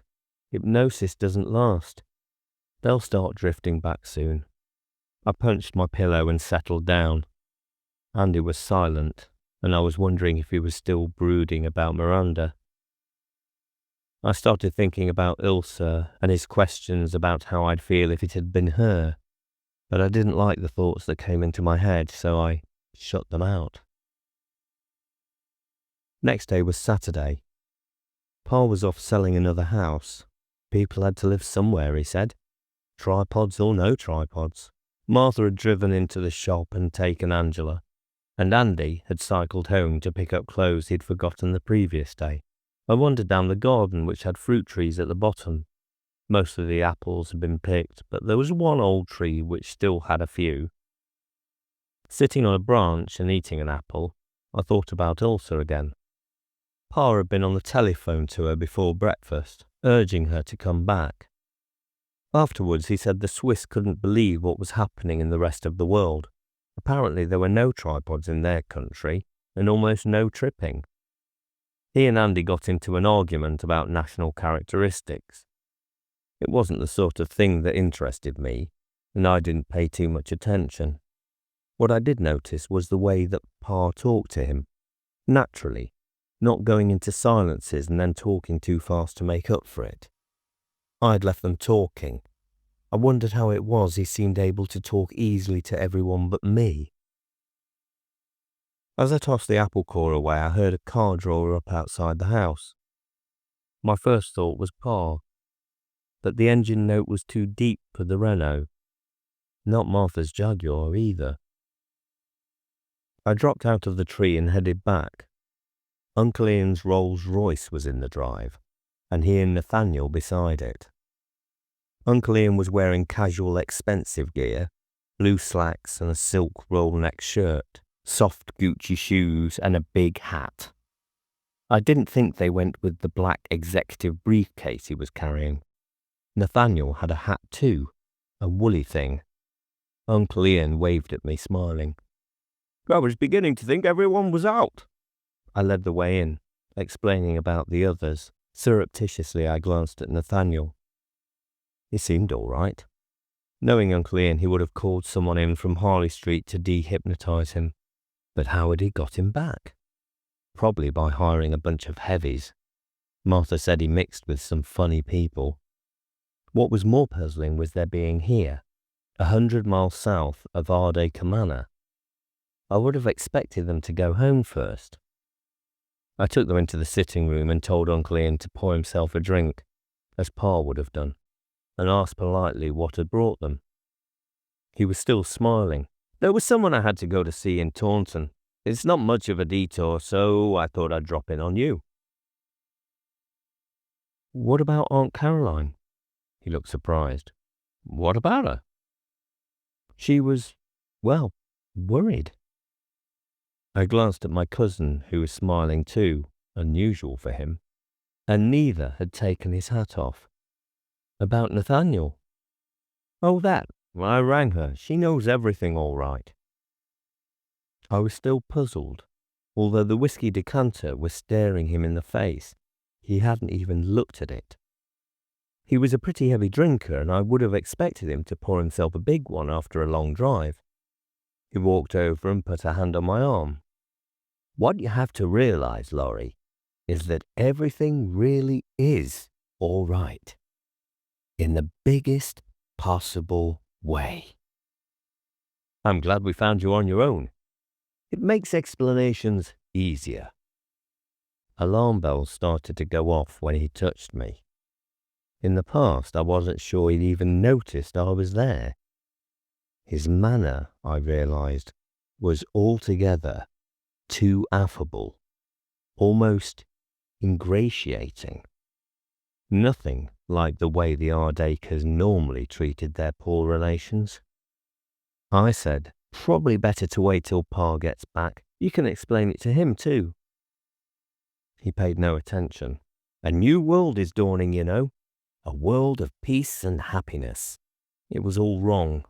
The only kind of peace and happiness he'd ever been interested in was the peace and happiness of making another fortune.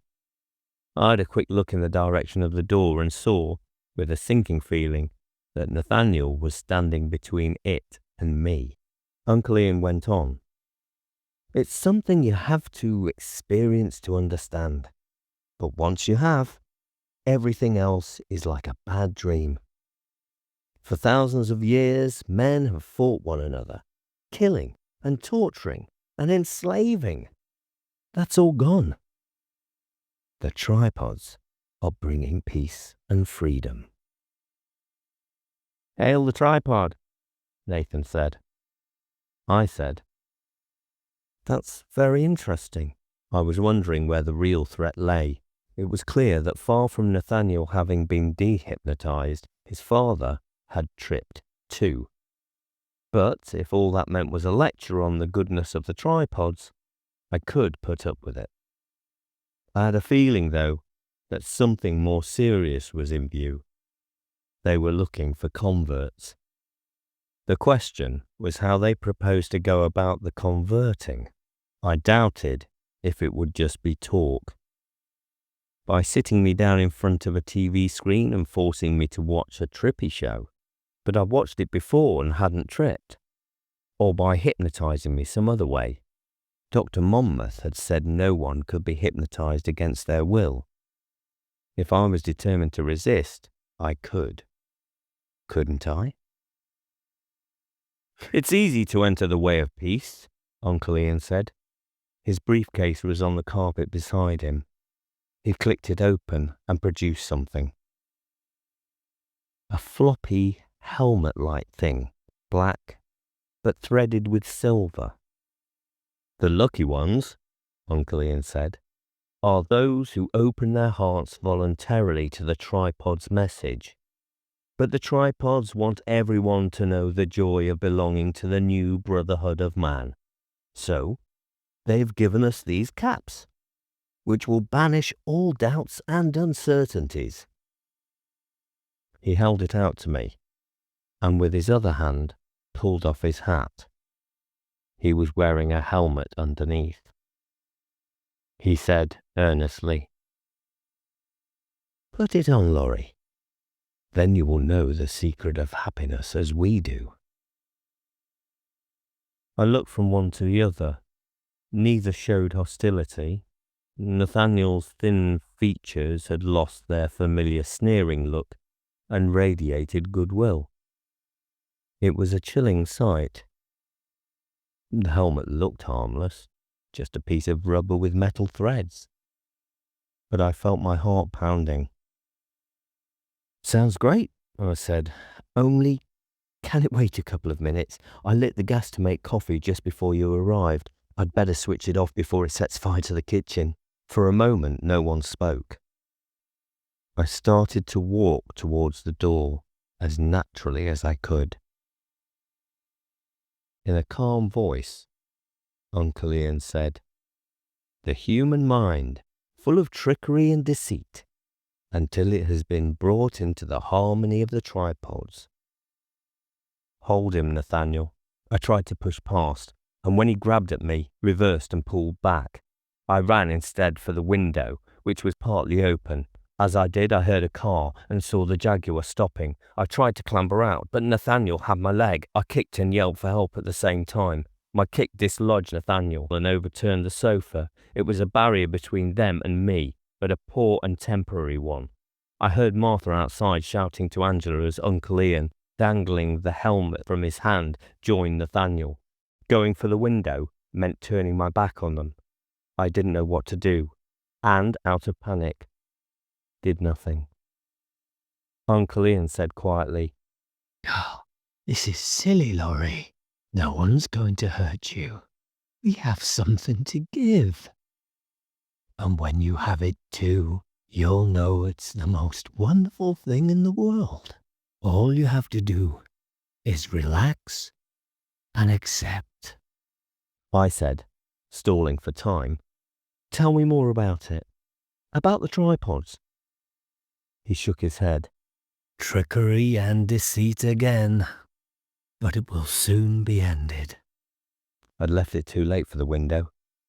They'd had the helmet on my head while I was struggling through. On the window ledge was a bronze statuette of a Roman god, one of Martha's antiques. I grabbed and held it like a club. Uncle Ian said, Nathaniel? Nathaniel leapt faster than I would have thought possible, his hand grabbing for my wrist. The speed of it and the shock made me let go of the bronze, and his hand had my wrist in a bone-twisting grip. His father was coming up behind. Looking between them, I saw the door opening, and Martha. She said, Ian, I don't know what this is about, but let him go at once. He looked at her mildly. We will bring you peace too, Martha, after Laurie. My grandmother was a tough old lady, but no possible match for them. She was carrying her big red crocodile handbag, the one in which she kept her stock money. I wondered if she was thinking of hitting Uncle Ian over the head with it. I called urgently, Get away! Get help! She dropped the bag with a clatter. She was holding something black, flat-sided. A small pistol. She said, I told you, let go of him. Uncle Ian's voice was untroubled. Don't be silly, Martha. We come in peace and bringing peace. No one is going to get hurt. That's where you're wrong. She spoke in her best bossy voice. Unless you leave him and get out, someone is. Badly hurt. Killed, perhaps. Uncle Ian stared at her. Tripping, as we'd found with Angela, made people almost indifferent to pain and danger. Would he call her bluff? He shook his head slowly. You're making such a mistake, Martha. If you'd only let me... He broke off as the gun exploded, shatteringly loud. He sighed and shrugged and headed for the door, Nathaniel following. Martha and I stood looking at each other till we heard the rolls start. She put out her hand, feeling for the nearest armchair, and dropped into it heavily. Pour me a brandy, Laurie, she said. A stiff one. Angela was hiding in the shrubbery. She was more interested than frightened and wanted to see the gun, but Martha dropped it back in her bag. I said, I didn't know you had one. Oh, I got it last year after a dealer got robbed on his way back from an antiques fair. The silly thing is, I never got round to practicing with it. She took the glass and gulped down the brandy. I was terrified of hitting something. By something, she meant one of her bits of china. Her gaze ranged round the room for reassurance. The only sign of damage was a neat hole in the plaster of the wall. But she saw the bronze on the floor and got up to examine it. The briefcase was still on the carpet where Uncle Ian had left it. I looked inside and saw more helmets. I wonder why he left this, I said. Martha ran her fingers over the statuette and said absently, No idea, except maybe he thought if he left them we'd try the helmets on and bingo. She shivered with repulsion. As if we would. Who can tell how a Trippy's mind works? He really thinks these things are passports to paradise. So he might think we'd be tempted. He did take the one he was trying to make me wear. Where were they heading, do you suppose? Home? She slammed the statuette down. Caroline! What? She went to the telephone and dialed the number. I heard her telling Aunt Caroline what had happened. Then she said, "Caroline, listen. You must listen. Leave the house before they get back. Come here. They aren't the same people. I tell you, they're dangerous." She took the telephone from her ear and looked at it for a moment before putting it back on its rest. I asked, "What did she say?" I had never seen her look helpless before. She said, "She won't believe me. All she was concerned about was that they were alive and well. She hung up on me." 5. More went missing from school. You couldn't be sure if they were tripping or just staying away because things were in a mess. Very little work got done anyway. In assembly, Headman gave us a warning about people who might try to cap us. It seemed Uncle Ian wasn't the only one around carrying rubber helmets. We were to report anyone acting suspiciously. I was standing next to Hilda Goosens, who sniffed and said, "Silly old twit." "Why?" "As if we need to be told." "Someone said they saw Wild Bill hanging about school this morning. If he spots you, he might decide to cap his pet genius." "I don't think so. My uncle nearly managed it with me."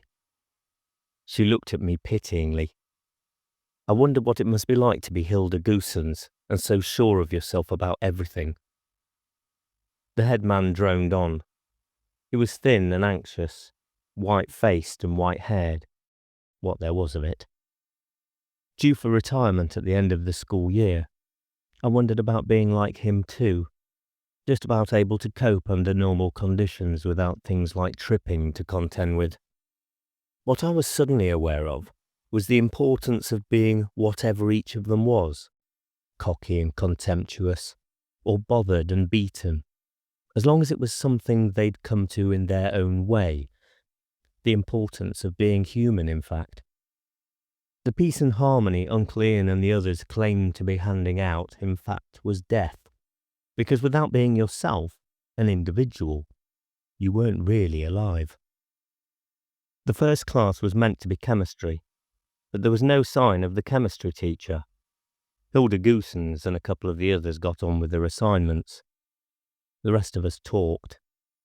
We stopped when the door flew open. It wasn't Mrs. Green, though, but a hairy little Welshman called Wiley, who taught physical exercise.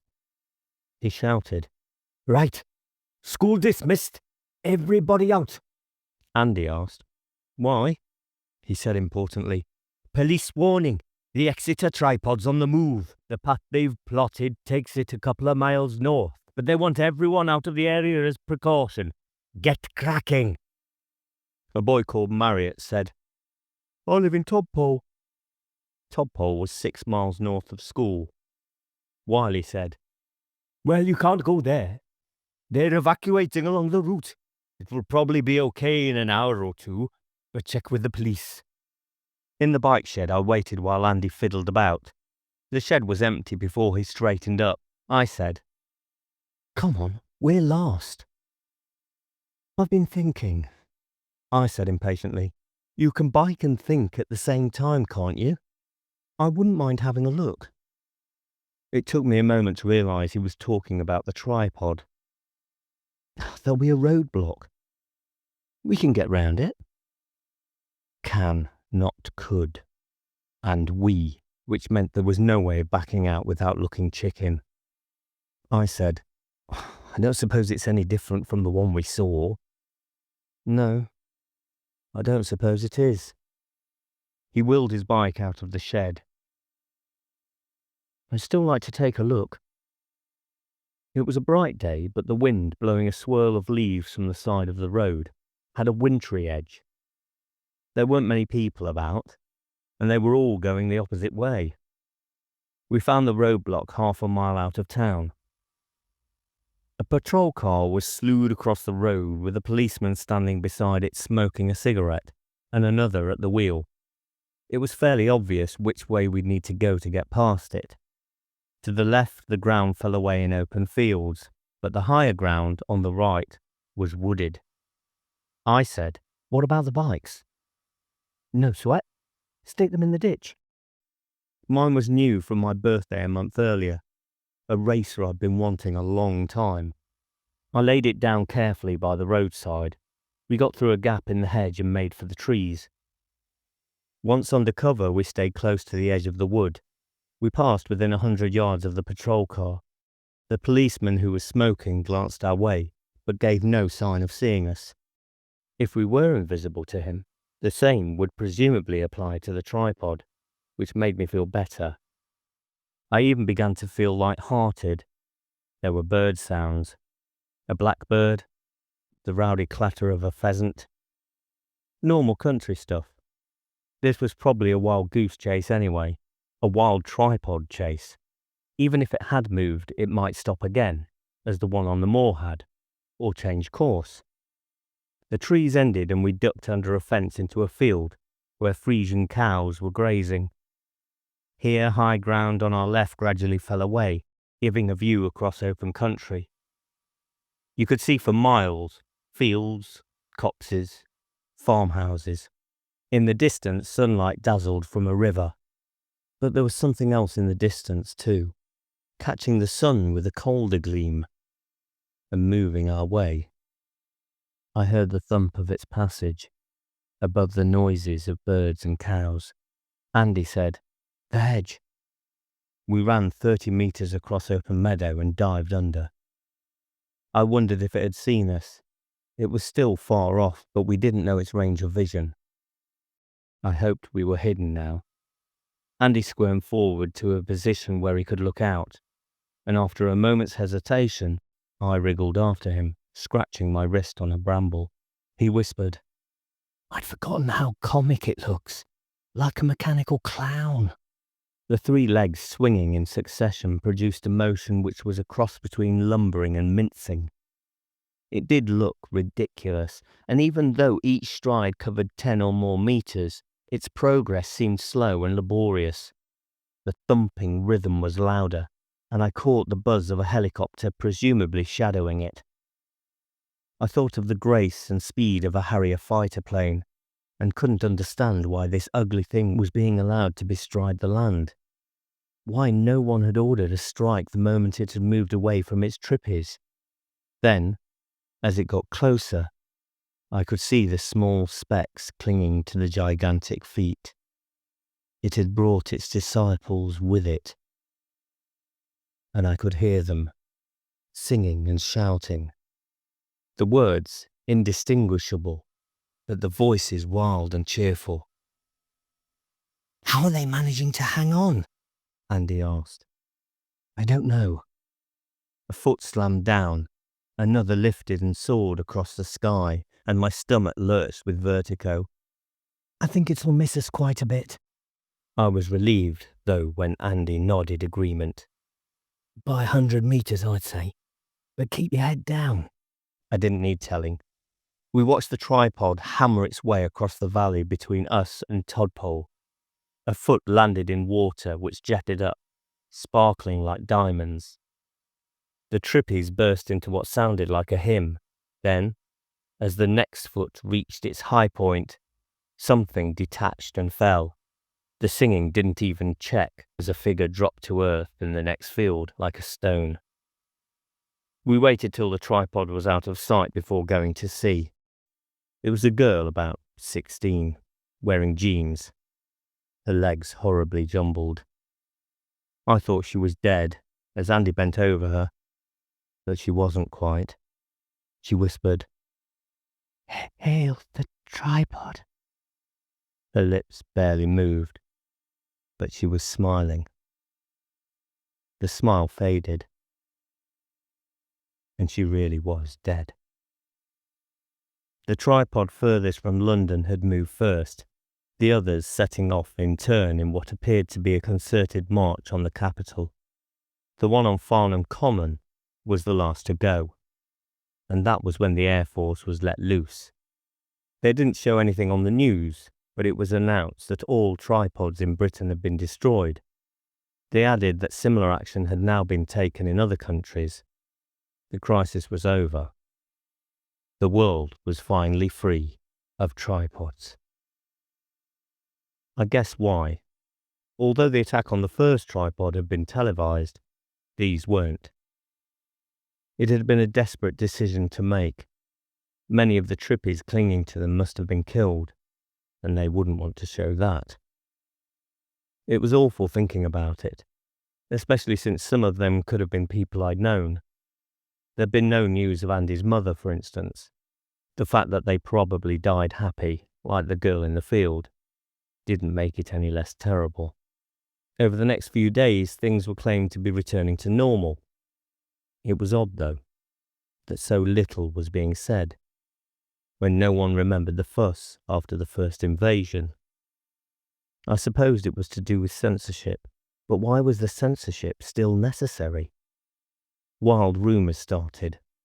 One was that the royal family had tripped and barricaded themselves inside Windsor Castle, where they were building a landing pad for the third wave of tripods. Another said that the third wave had already arrived and taken over an entire country. France in one version, the United States in another. As Pa said, censorship encouraged people to believe nonsense. But apart from the rumours, strange things were happening. People were still disappearing. In Boulder, the nearest market town, more than 100 went at a single go. Everyone, it turned out, who had been to the Chinese takeout that evening. The following day, the country library van called at our local branch and left, taking 2 staff members and 5 people who'd just been in changing their library books. And 2 days after that, Todpole was declared tripod territory. There was a big "Hail the Tripod" sign on the approach road, and no one was allowed in without a cap. Caps were handed out at the roadside. That evening, Pa brought out the briefcase Uncle Ian had left. He said, "Well, the tripods gave them to the Trippies and the Trippies distributed them. I don't know how many of these things there were originally, but I think there may be a lot more now." Andy asked, "How? With all the tripods knocked out?" Pa held up a helmet. "Simple moulding and wiring, a few transistors, something that could be made by Trippies in a back room. Maybe in hundreds of back rooms, all over the world." "Get rid of it," Martha said with loathing. He looked at it speculatively. "I don't know." Martha said, "I do. I want it out." I asked, "How do you think they work?" Pa shook his head. "No one's ever been sure how ordinary hypnosis works. But since it's a state in which people are controlled by suggestion, this could be something that induces trance through radio waves acting directly on the electrical centers of the brain. Well, perhaps coupled with the command to obey the tripods. And that command wouldn't just apply to a minority, like the one carried by TV, but to anyone wearing a helmet." He turned it over, examining it. "The wiring looks like a circuit. Could be linked to a control station in a satellite, or the tripod's mothership. In which case, breaking the circuit might put it out of action." "Just get it out of the house," Martha said. "But how do you get them off the Trippies' heads to do that?" Well. He dropped the helmet back in the briefcase. "I'll shove this in the shed for now." I picked up the telephone next time Ilsa rang. She said, Laurie, it is good to hear your voice. You have grown, I bet. It seems so long since I see you. How do things go? We have bad reports of England, of these Trippy people and much trouble, fighting and such." "It's not so bad," I said. "You want Pa? I'll call him." In a moment, first I talk with you. How is it at school? A bit disorganized. But you are doing your work for the examinations. It is important not to lose the rhythms. I didn't see why she had to use a German word instead of the English. Rhythm. Her accent, her voice altogether irritated me as much as ever, and I didn't see what right she had to go on about my schoolwork anyway. She was only pretending to be interested.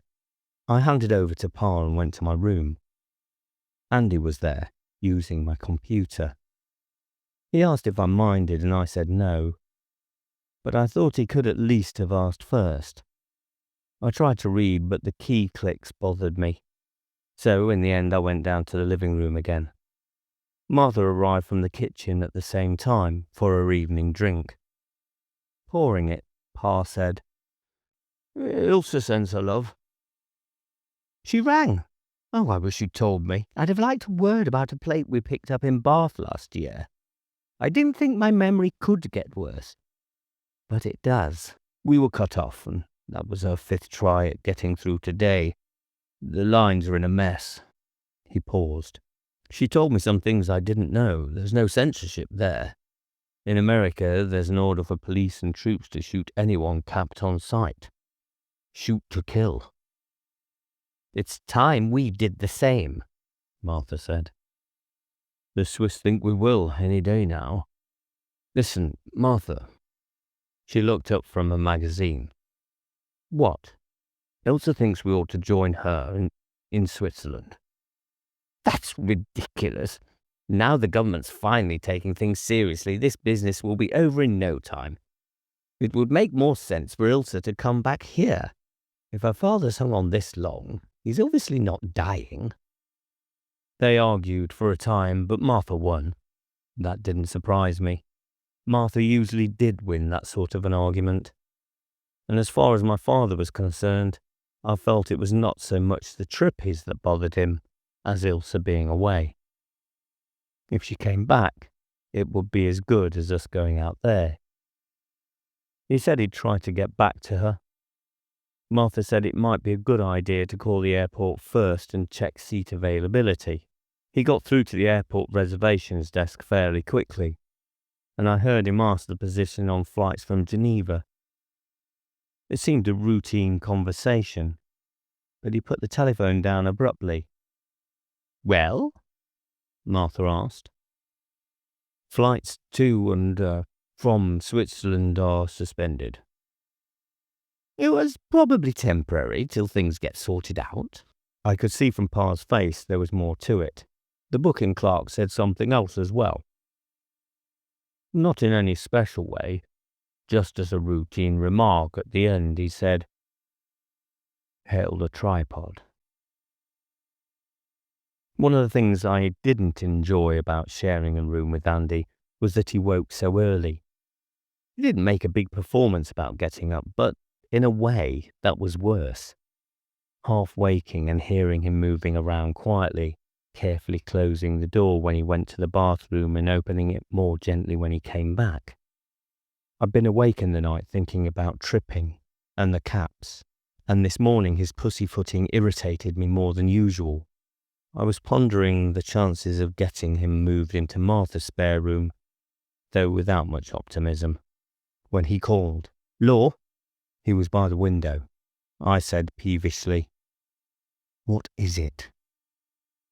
"Planes." I heard the faint roar and ran across the room. We had a good view, and I saw 2 fighters sweeping in over the hills beyond Todpole. I forgot being annoyed in the pleasure of looking at them. So fast and beautiful compared with the lumbering tripod, and they, or planes like them, had smashed the tripods. What did it matter if a few people were going round in trances with power like that on our side? "Fantastic," I said. "More over there." He pointed south. A squadron of 3 were flying towards the first 2, joining up with them, I guessed. I went on thinking that until the rocket started to explode. It didn't last long. One of the 2 burst into a blossom of orange and red, and the other roared off to the west, and the 3 attackers banking to pursue it. I said in a whisper, "What's that about?" But I knew. All 5 had been Harriers, with Air Force markings, Which of the sides was capped and which free, I'd no idea. But one thing was certain. Military power was divided now between them and us. The order came in a radio announcement. Television had vanished in a welter of jammed transmissions. All free citizens were to take immediate action to help counter the activities of the capped. This must involve total cooperation with the armed forces and police, who had authority to restore order by any means at their disposal. The situation was difficult, but could be overcome by free men and women fighting in defense of liberty. Meanwhile, the use of all sea and air routes was confined to government-authorized personnel. As far as possible, people should remain in their homes. Avoid using motor transport except for emergencies and listen for official announcements. The statement was repeated, and then the frequency our set was turned to went dead. We found the station again, but it was soon swamped by the grinding buzz of a jammer. The next station we caught was different, with an announcer talking enthusiastically in a Yorkshire accent. "The troop of the free people of the world was at hand. All must go forth, prepared to sacrifice everything, their lives if necessary, in the cause. Very soon now we would know the peace and harmony mankind had been vainly seeking since the dawn of history. Hail the tripod." Pa and Martha were drinking whiskey. Martha quite often had a drink during the day, but Pa never did, except on holiday. He poured another for them and said, "It may be grim for a day or two, even a week or two. Food may get difficult." He handed her the drink. "The last word was to stay put. I suppose we have to, but I don't like it." "Nor do I. Doing as you're told is what takes sheep to the slaughterhouse." "But there's no alternative, is there? We can't get out of the country. The Trippies have got control of Heathrow, and even if other airports are free, we can't use them now because of the ban on travel. At least we're better off here than in the city." Martha said, "I've never liked being forced into things." He said, exasperated, "Does anyone? But you have to face facts." She emptied her glass. "Face them and count them, especially the ones that are on your side. No air or sea travel from airports or docks, they tell us. If we had a field and a private plane, no one could stop us leaving the country. Since we haven't..." He stopped. "You mean the elder wives?" "I would never get to her. There's probably half a dozen roadblocks between here and the river." "We'd have to try to find out. But even if we did and got her to sea, where do we head for?" "I can think of one place. It's well away from this mess, and I have a house there." He looked at her without speaking. In the end, it was I who said, "Guernsey." Pa said nothing. Martha asked, "Well, why not?" "It's breaking regulations. That's what the dog tells the sheep when it steps out of line." He said, "I suppose if things get nastier in the next day or so, or no better, we could think about it." "There are times when thinking about something is the worst possible policy." As usual, her voice was firm and decisive. "Let's do it now." He looked at her a long time before finally nodding acceptance. "In the morning?" She put down her glass. "I'll start getting things ready."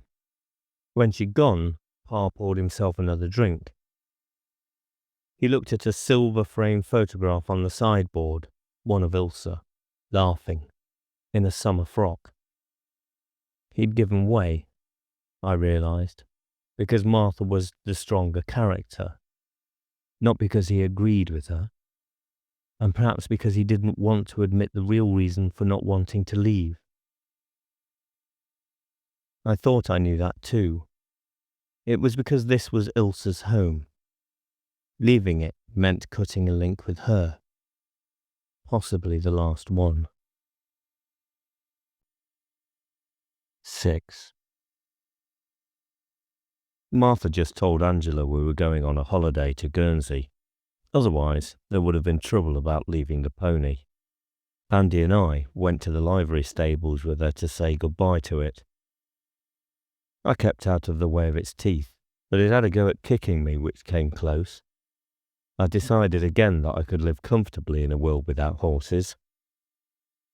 All the same, I felt a bit sad watching Angela hugging it. I couldn't take my racing bike either, but leaving a living thing behind, even a rotten-tempered one like Prince, was different. Though really Prince was going to be all right, it made no difference to a pony who or what ruled the world, as long as the fodder kept coming. Angela fed him his au revoir present of bran mash, and came away cheerfully talking about Guernsey, and whether it was too late in the year for swimming.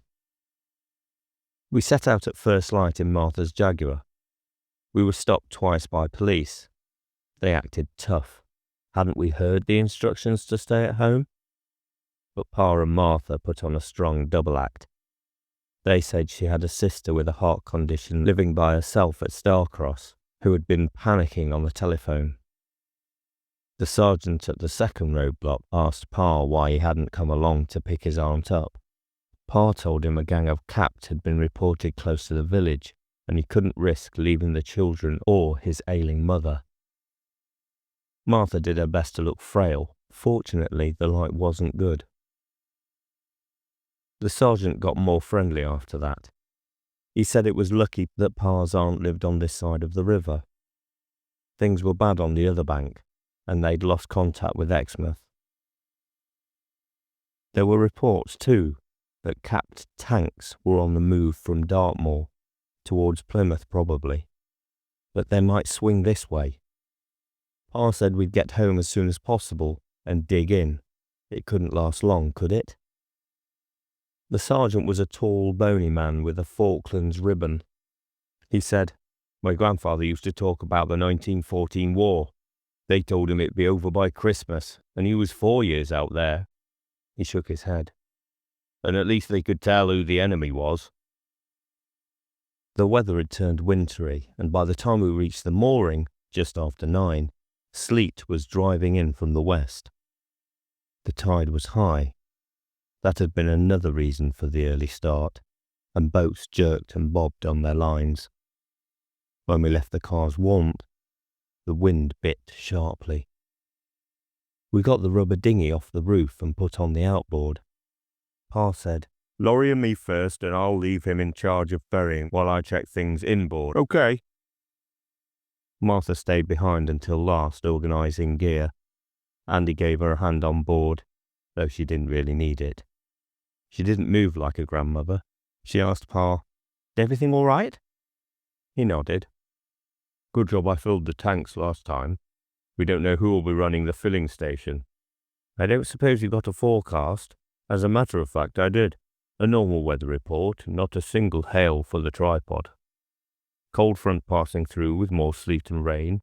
Snow on high ground, winds west to southwest, force 5 to 7.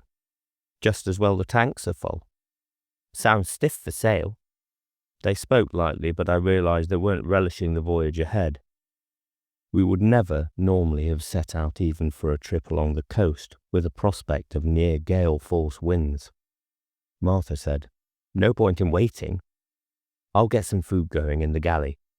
Nothing else was moving on this stretch, not surprisingly in view of the weather. Sleet drove hard against the glass of the coning deck. Exmouth came off on the port side, a jumble of wet grey roots. I saw something else. 2 figures in Coast Guard oilskins on the jetty. I nudged Pa. "I know," he said. One was signalling to us. The other lifted a bullhorn and a voice boomed across the choppy water. "Come in, everyone. Come in, everyone." Pa throttled the engines and we surged ahead, rocking violently. The voice was still shouting, more faintly as we drove out to sea. Come in, Edelweiss. Andy said, Do you think they'll send a cutter after us? I don't know. Far felt in his pocket for a cigarette, and then a match. I was surprised he was carrying them. He'd given up smoking a year before. He lit up and drew heavily on it. I'd like to tell you a story, Andy. Laurie knows it. Not long after Martha got the Jaguar, she took us over to Honiton. It was summer and the main roads were packed, so she used minor roads. They were busy too, and there was a bend every couple of 100 yards. It was pretty frustrating progress, especially in a car like that. Then, beyond Plime Tree, there was a bit of open road with just 3 cars dawdling ahead of us. She put her foot down. We were doing over 80 when she passed the last of the 3 and realized what had been keeping the other 2 back. It was a low-slung police car. If I'd have been driving, I'd have braked and waited to be pulled up and given a verbal going over. Martha put her foot down. They chased her, but she's a good driver, and she had the edge with that engine. She lost them long before Cheriton. Andy said, Didn't they do anything about it? They must have got a number.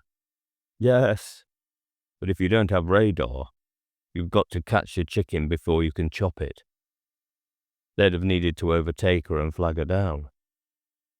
They could have come round to see her afterwards, but they'd have known her age from the registration details, and I don't suppose they fancied lecturing a 60-year-old woman for outdriving them.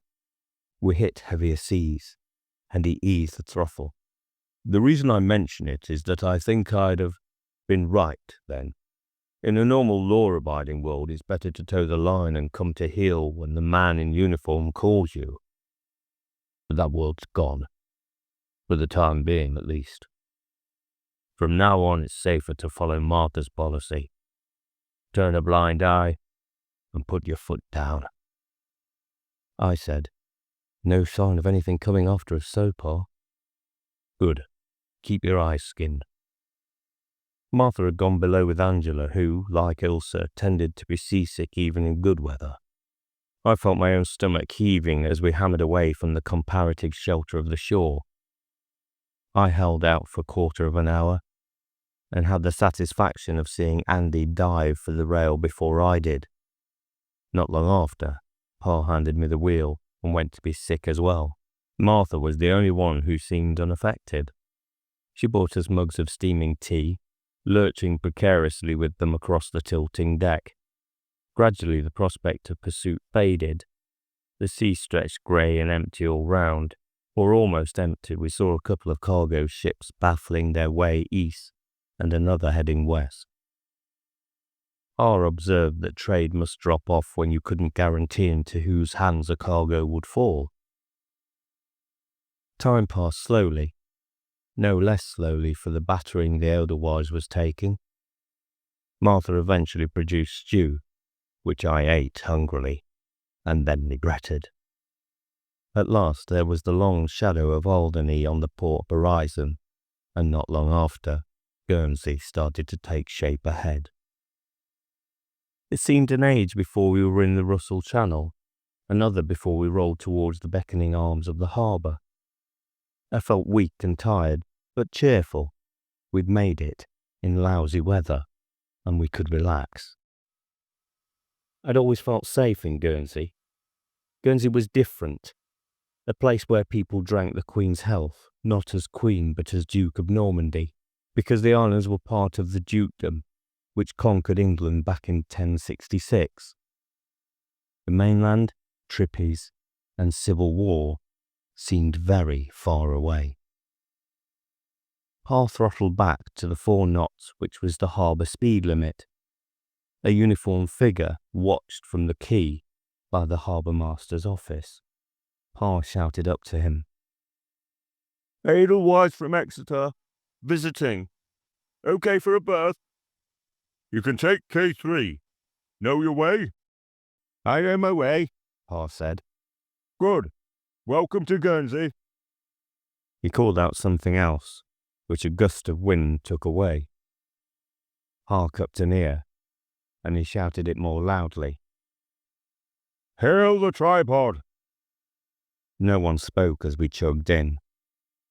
The harbour was less busy than in summer, but otherwise unchanged. In the marina, tall masts swayed in long ranks. A lot of yachts wintered here. Traffic crawled as usual along the front, and the roofs of St. Peter Port rose in tiers behind. Above the crest of the hill, the sky was lighter. It looked as though the sun might be breaking through. When we tied up, Pa took us to the forward cabin. He said, "I had the glasses on people on shore. You can't always tell, obviously, but I'd say at least 10% are capped, and the real trouble is the captor in charge." Andy said, "We only know for certain that they're running the harbour." Pa shook his head. "In an island this size, it has to be all or nothing. They've taken over." Angela said, "Can we go to the cottage? I'm tired." Her face was white, eyes heavy. I didn't feel all that bright myself. Martha said, "If they've got Guernsey, I suppose they must have Jersey as well.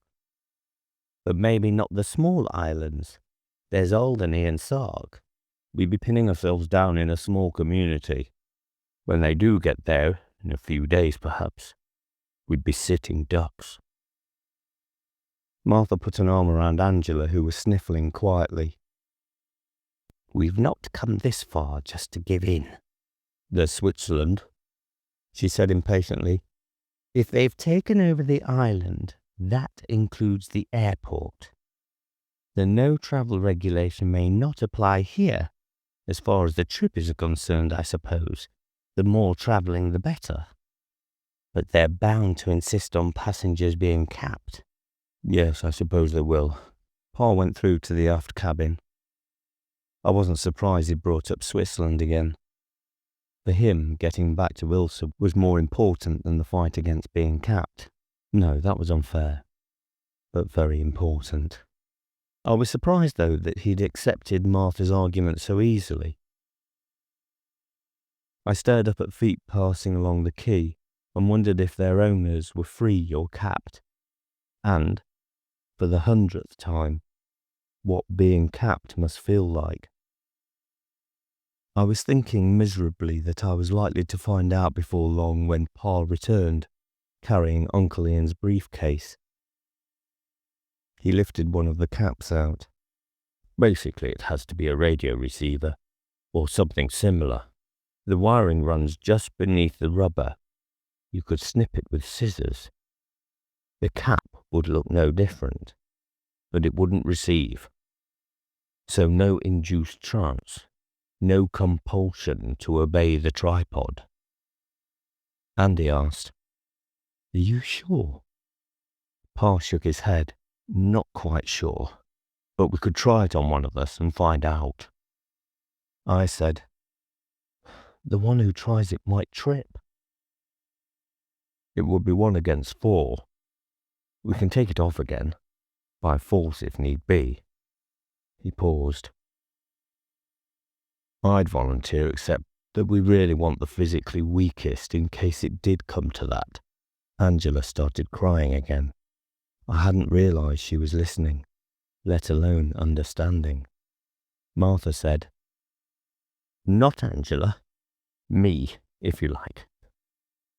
Andy said, "It's okay, I'll do it." Pa wasn't looking in my direction, but he hadn't looked at Angela either. I said, "I'm next smallest. Let's get it over." No one spoke while Pa dug the blade of the Swiss Army knife into the inner surface of the rubber. It took time, but eventually he handed me the helmet. "I've severed it in 2 places. That should put it out of action." The thing seemed to writhe in my hands like a snake. I hadn't looked at it closely before. It was like a flexible skull cap. Even a few days ago, I wouldn't have believed that this was something which might take away my freedom of thought and will. But I did now. And now it wasn't easy to believe it could be made harmless so simply. If Pa was wrong, and it still worked. I thought of a time when I was about 10, at a pool with a 5-meter diving board. Others had dived from it, but when I climbed up, the water looked 100 miles away. I wanted to go back down, but facing the dive was a little less bad than seeing jeering faces. Just a little less. And that had just been physical fear. Now I was terrified of losing my mind, my individuality, everything about myself that mattered. Another thought followed on. What would happen if they did have to pin me down and take the cap off? Would doing that remove the tripod's command from my mind? There was no Dr. Monmouth to dehypnotize me. What would they do? Tie and gag me to prevent me raising an alarm? And what if it half worked, leaving me part slave and part free? How long before I went mad? They were looking at me. If I said any of this, they'd think I was trying to get out of it. They'd be right too. I thought of the high board and the heads bobbing in the water. The longer you delayed, the worse it got. I drew breath and pulled it over my head, dragging it hard down. Hail the tripod. I thought I'd said it. Thought in despair that I really had handed myself over to the enemy. I imagined the others had heard it too and waited for them to grab me. Nothing happened. Could it just have been a random thought? I framed Hail the tripod in my mind, testing myself with sick anticipation. Then I thought deliberately, I hate the tripod, and felt a surge of relief. Well? Pa's voice was anxious. It's all right. I realized I was shivering. It doesn't work. Pa fixed a cap for himself, and he and I went to the airline ticket office. He asked for 5 seats on the evening flight to Heathrow. The clerk, who had horn-rimmed spectacles, tucked over the flaps of his cap, punched his keyboard, and stared at the screen. Well, 5's okay, but you'll have to split up between smoking and non-smoking. Well, that's all right. Pa fished a credit card out of his wallet. The clerk shook his head. No credit cards. What? Not while the emergency's on. But you'll take a check. If it's on a local account. Well, I don't have a local account. I'm on a boat. The clerk gave him a knowing smile. English? Thought you were. No English checks, sorry. Hail the tripod. Pa picked up his card. Hail the tripod. The bank was a few doors away from the airline office. Pa wrote a check and passed it to the teller, who gave it leisurely scrutiny before pushing it back. Local accounts only, Pa said, keeping a reasonable tone. I don't have a local account. What do I do for money? You could go back to England. The teller rubbed a hand across his forehead and over the cap. He smiled too, not pleasantly. We'll manage without you. At first, Martha refused to believe it. This is Guernsey, the Friendly Isle. I'll get local money. The manager at Barclays knows me. He's been cashing checks for me for over 20 years. Pa said, You don't understand, Martha. It's all changed. If he's manager still, he must be capped. And arguing might make him suspicious about your cap working properly. It's not just a local rule, but a total change of attitude. But why? Why should being capped turn people against foreigners? I don't know. But it must be something that suits the tripods. They could be thinking on the same lines as Julius Caesar and the Gaels. Divide and rule. Maybe if they win, we'll wind up living in villages instead of cities. It would make it easier to keep us under control. That was the first time I'd heard anyone suggest we might lose. Angela said, "Can't we go to the cottage?" She sounded frightened as well as tired. Martha said sharply, "They're not going to win, whoever or whatever they are. How much money do we need for the tickets?" Well, 300 would cover it, but she produced a leather bag and rummaged, bringing out jewellery, gold bangles, necklaces, rings. One thing about the antiques trade is that it teaches you the value of portable capital. I'll get the money. Pa said, "I'll come with you." She shook her head firmly and reached for one of the caps. "No, you won't. I haggle best on my own." 2 airlines flew between Guernsey and England. Pa tried the other next, in case the first booking clerk was curious about the way he'd found a means of paying. This one took the pile of local notes without query and booked us on the last flight out. Before we left the Edelweiss, Pa fixed the remaining cap for Andy.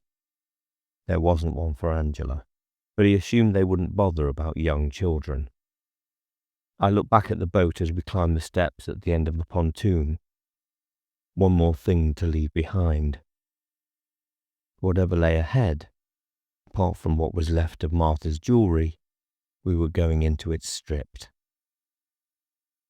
The weather had cleared and the late afternoon was lit by watery sunshine. The taxi took us up the hill leading out of St. Peter Port, and I recognised familiar landmarks. In the past they'd been part of the excitement of coming on holiday, of anticipating the long days of sea and sunshine. On the left, in Queen's Road, was the entrance to Government House. Something new stood beside the gate, a wooden model of a hemisphere supported on 3 spindly legs. I couldn't read the lettering underneath, but I knew what it would say. We checked in early and Martha took us to the airport restaurant. She told us to order whatever we liked.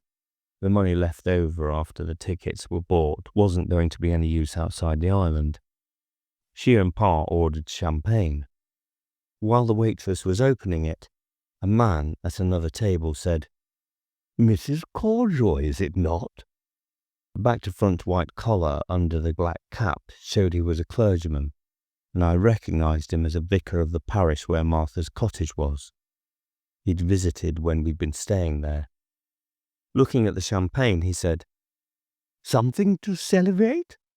"My birthday," she smiled convincingly. "Will you have a glass?" He did, and they chatted. He'd always been a great talker. In the past, though, he seemed anxious to please. Now he was sharp, almost aggressive. He asked if we were going back to England, and when Martha said yes, he was approving, but in an almost contemptuous tone. "Much better, I'm sure. England for the English. Guernsey for the Guernsey man. Things are going to be better in all sorts of ways. My mother used to talk of life in the island in the war, during the German occupation. No motor cars, no tourists. Thanks to the tripods, it can be like that again. In their blessed shade, we shall find peace." "Do you think they're going to come back?" Pa asked. The vicar looked surprised. "The tripods, I mean." "But they are back. Didn't you hear the news on the radio, Guernsey? There have been new landings all over the world. So now they're going to complete their mission of helping mankind save itself from war and sin." Martha said, "No, we didn't know. Is there one in the island?" "Not yet. It is something to wait and hope for, like the second coming." His voice was thick and earnest. "Indeed, perhaps it is that." The first throw of the dice was when they called the flight. For as long as I could remember, there had been security checks because of terrorists. Pa had said checks would be unnecessary with everyone capped, and he proved right. We weren't even screened for metal. We walked through to the departure lounge and almost immediately after that across the tarmac to the aircraft. They were using a Shorts plane, with just pilot and co-pilot and 2 stewardesses. The aircraft took off normally, heading west, and when he gained sufficient height, the pilot banked for the northeasterly flight to England. For us, it was the wrong direction. Each mile flown would have to be retraced. Moreover, not knowing the fuel load, every gallon or half-gallon might be crucial. Pa got up and walked towards the forward toilet. The stewardesses were at the rear, fixing coffee. Andy and I gave him time to reach the door to flight deck before following. This was the second part of the gamble. Would the door be unlocked? Pa turned the handle and threw it open. As the co-pilot turned to look, Pa pushed through, and I went in behind him, blocking the doorway. He pulled Martha's pistol from inside his jacket and said, "I'm taking over. Do as I say, and everything will be all right."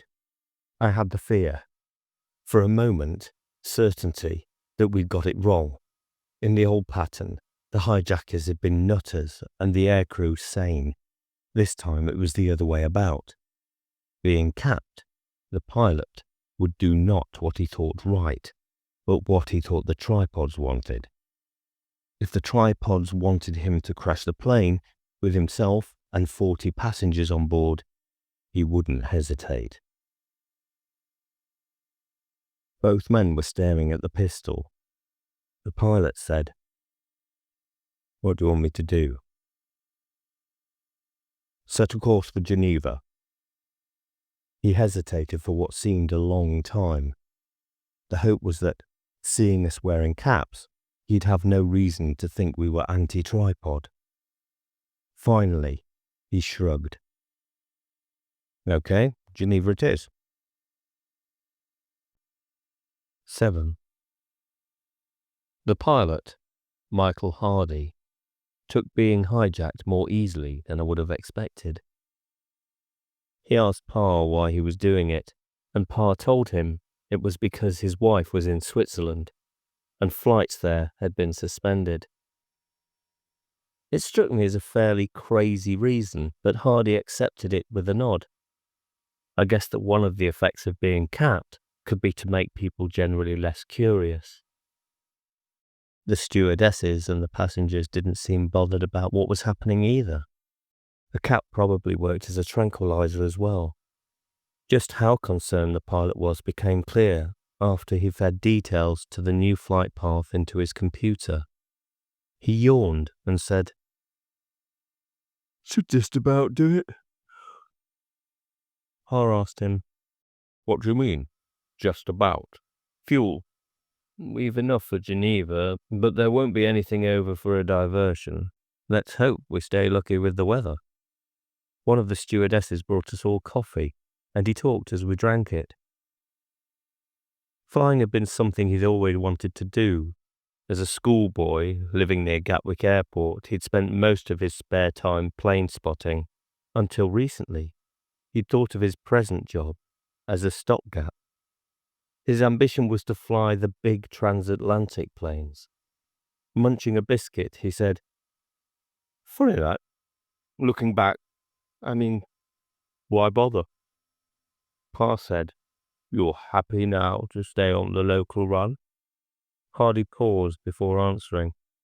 "I've spent years ferrying people around the sky at hundreds of miles an hour. What's the point? They'd be just as happy where they are. Happier. My wife's got a share in a farm, and I think I'd rather help out with that than fly. People don't need airplanes, or cars and trains for that matter. Do you know what I would like? A horse and a trap. I'd really like that." He did another computer reading in mid-flight, which showed fuel was lower than predicted. "Getting towards touch and go," he said casually. "Paris would be easier. Pa didn't answer right away. I wondered if he was waiting for Hardy to add something, or reconsidering the situation. Geneva meant Ilsa for him, and escape from the tripods for all of us. It also might mean taking a chance on the lives of everyone on the plane. "We'll stick with Geneva," he said at last. Hardy nodded. "Okay, Geneva. Let's hope this headwind gets no worse." No more was said. I started remembering all the movies about air crashes I'd seen. One time at Andy's house, his mother had talked about her fear of flying. She wouldn't go anywhere if she had to travel by plane. I thought it weird at the time, but I didn't now. We were up here in the metal tube, miles high, and if the fuel ran out, our chances of survival were just about nil. I visualized the petrol tanks emptying, second by second, and began to sweat. I thought too of what Hardy had said, of his feelings since being capped. He seemed happy. And if the tripods really were bringing peace, surely that was a good thing. Peace was about people liking one another, and perhaps in a way that meant they didn't get hooked on one particular person and forget about others. Moonlight provided a hazy view of snow-covered mountains, and Hardy started the landing procedure. That didn't improve matters. If anything, it made them worse. As the undercarriage went down, one of the engines coughed, picked up again, then spluttered into silence. I was really terrified now. I shut my eyes as the landing lights appeared in front, and they were still shut when the wheels bumped down onto the tarmac. I felt suddenly weak with relief. Hardy taxied the plane to a standstill close to the terminal building, and I found something else to worry about. The airport authorities knew about the hijack, of course, but we had no idea what their reaction to it was going to be. All the communications with flight control had been formal, concerned with getting the plane down. It seemed a long time before the doors were opened, and we were ordered to disembark. I could see Pa chewing his lip. I thought they might separate us from the crew and the rest of the passengers. But after Pa had handed Martha's gun over, we were all taken through the arrival area to a smaller lounge, where there were soldiers with automatic rifles. A senior officer said, "You will please remove the caps from your heads." Captain Hardy said, "No, that's impossible." "At once." Hardy said, "I ask permission to refuel and take my plane and passengers back to Guernsey." "Permission not granted. Take off caps." We four had pulled the helmets off our heads, but none of the others made a move. The officer barked a command in German, and two soldiers advanced on Hardy. He backed away as they approached, and shouted to the officer, "You have no right to touch us. I insist you give us petrol and clearance to return." The officer ignored him, and the soldiers kept coming forward. The vicar who had talked to Martha in Guernsey was standing close by. He stretched out his arm and said, "We bring you peace. Put down your weapons and accept this blessing." He made a gesture of 3 downward strokes with his right hand in the form of a tripod. "In the name of the tripod." As the soldiers grabbed his arms, Hardy went berserk, tearing himself free and punching one of them in the face. The rest of the caps rushed forward, screaming. I heard Martha's voice above the din. "Quickly, this way." We made for the door through which we'd entered. 2 soldiers raised their automatics. Pa said, "We're not capped, look." He tossed his on the ground, but they still kept their weapons trained on us. Behind the screaming was punctuated by a single shot, and then by a rattle of automatic fire. I looked back to see a couple of the capped on the floor.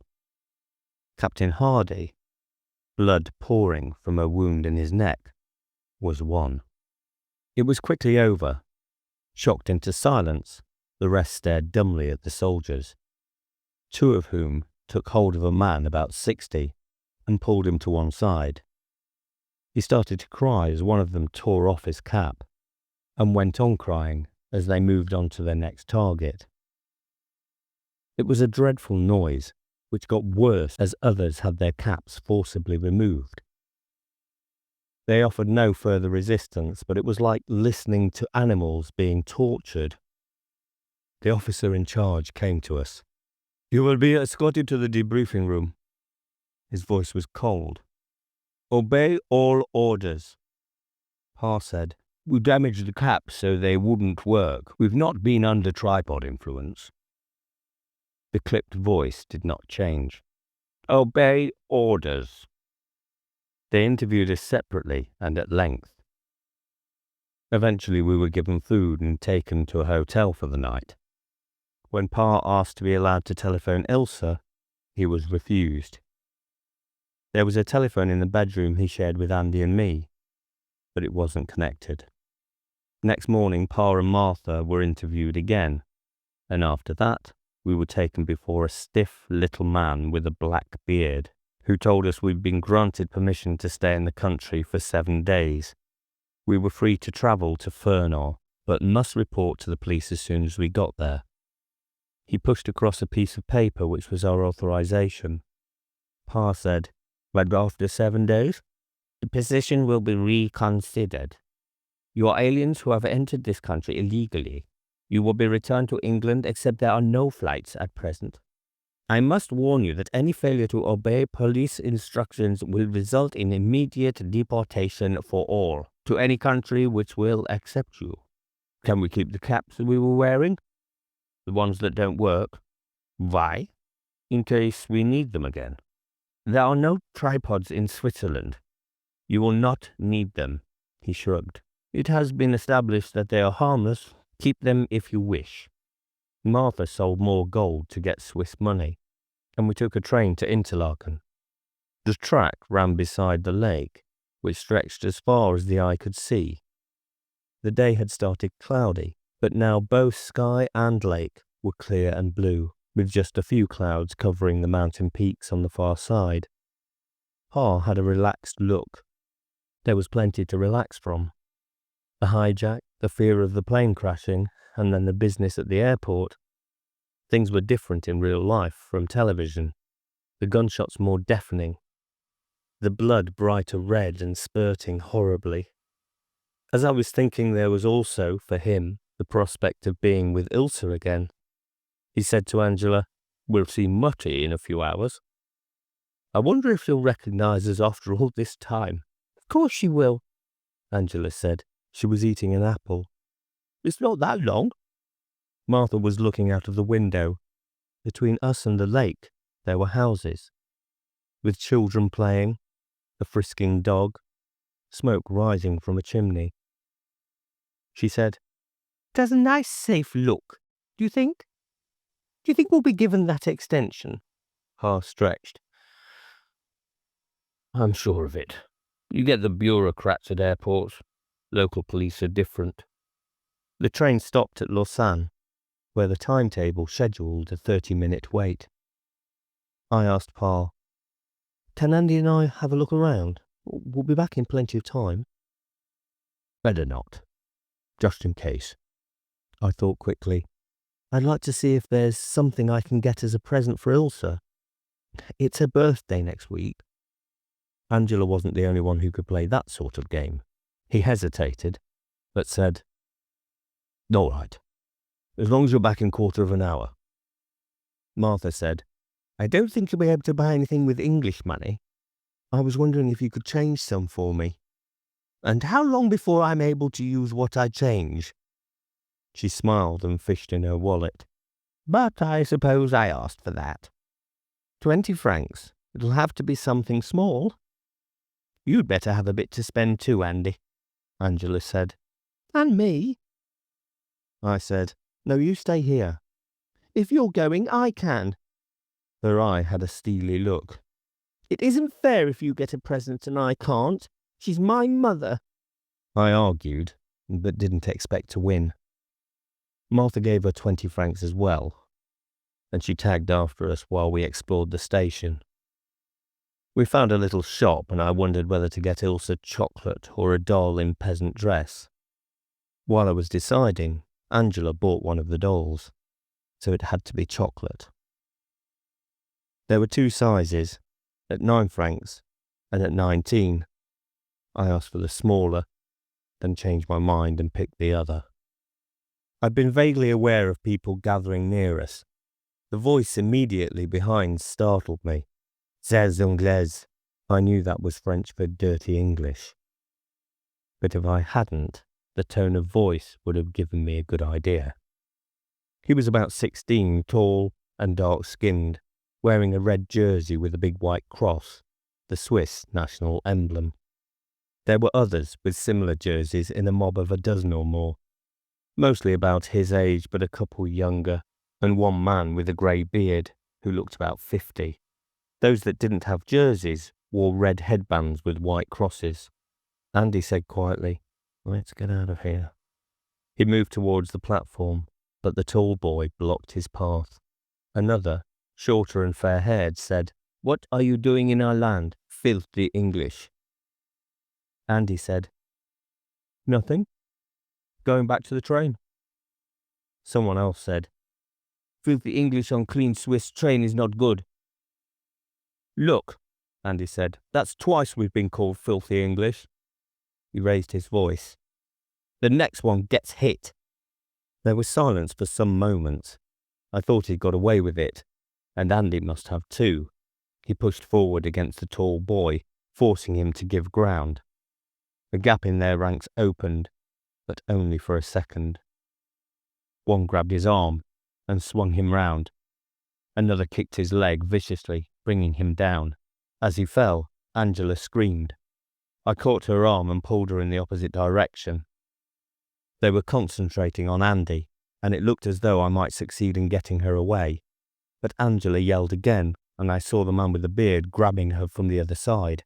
After that, there was confusion in which I kicked and punched at shapes around me and got kicked and punched in return. One blow to the neck made me stagger and struggle desperately to keep on my feet. I'd had a glimpse of Andy on the ground, grunting as they kicked him. I had my arms over my face, trying to protect myself. There was shouting, mixed up with the boom of a loudspeaker announcing trains. I realized the punching had stopped, but flinching as someone seized me roughly, I opened my eyes to see a grey uniformed policeman. 2 others were lifting Andy, and the red jerseys were scattering into the crowd. Angela seemed unharmed. Andy was bleeding from the mouth, and there was a cut over one eye and another on his cheek.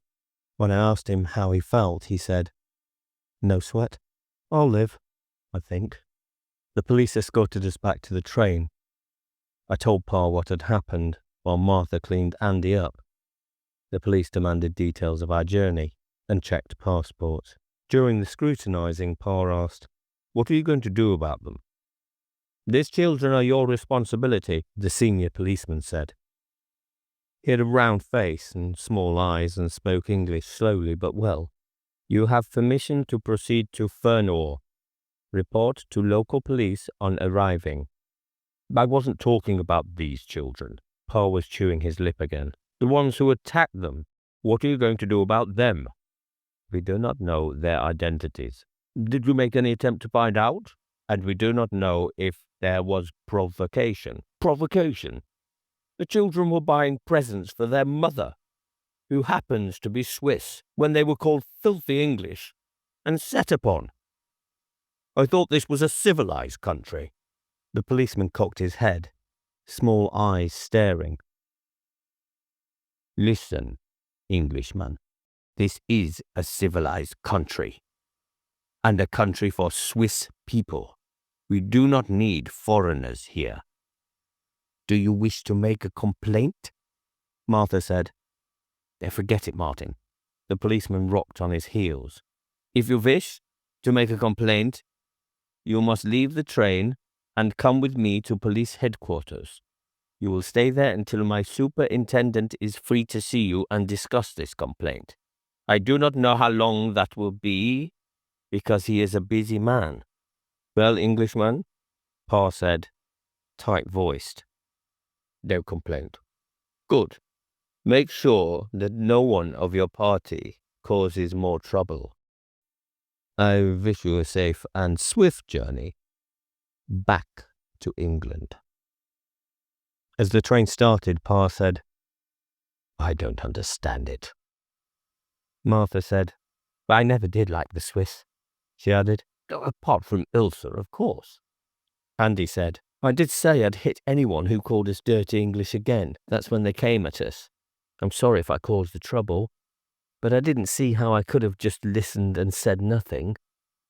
No, Pa said. I know what you mean, but we have to do just that. Listen and say nothing in future.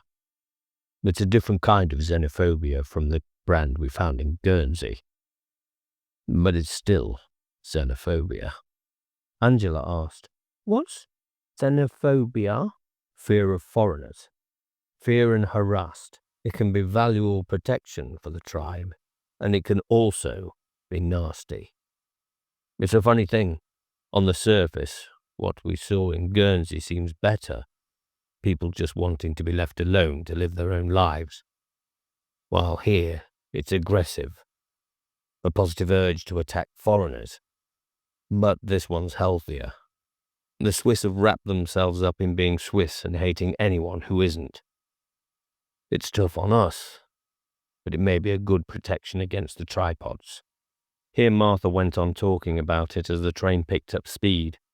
We could see the lake again, flat, calm and peaceful, with 2 or 3 small boats and an old-fashioned paddle steamer making stately progress towards Geneva.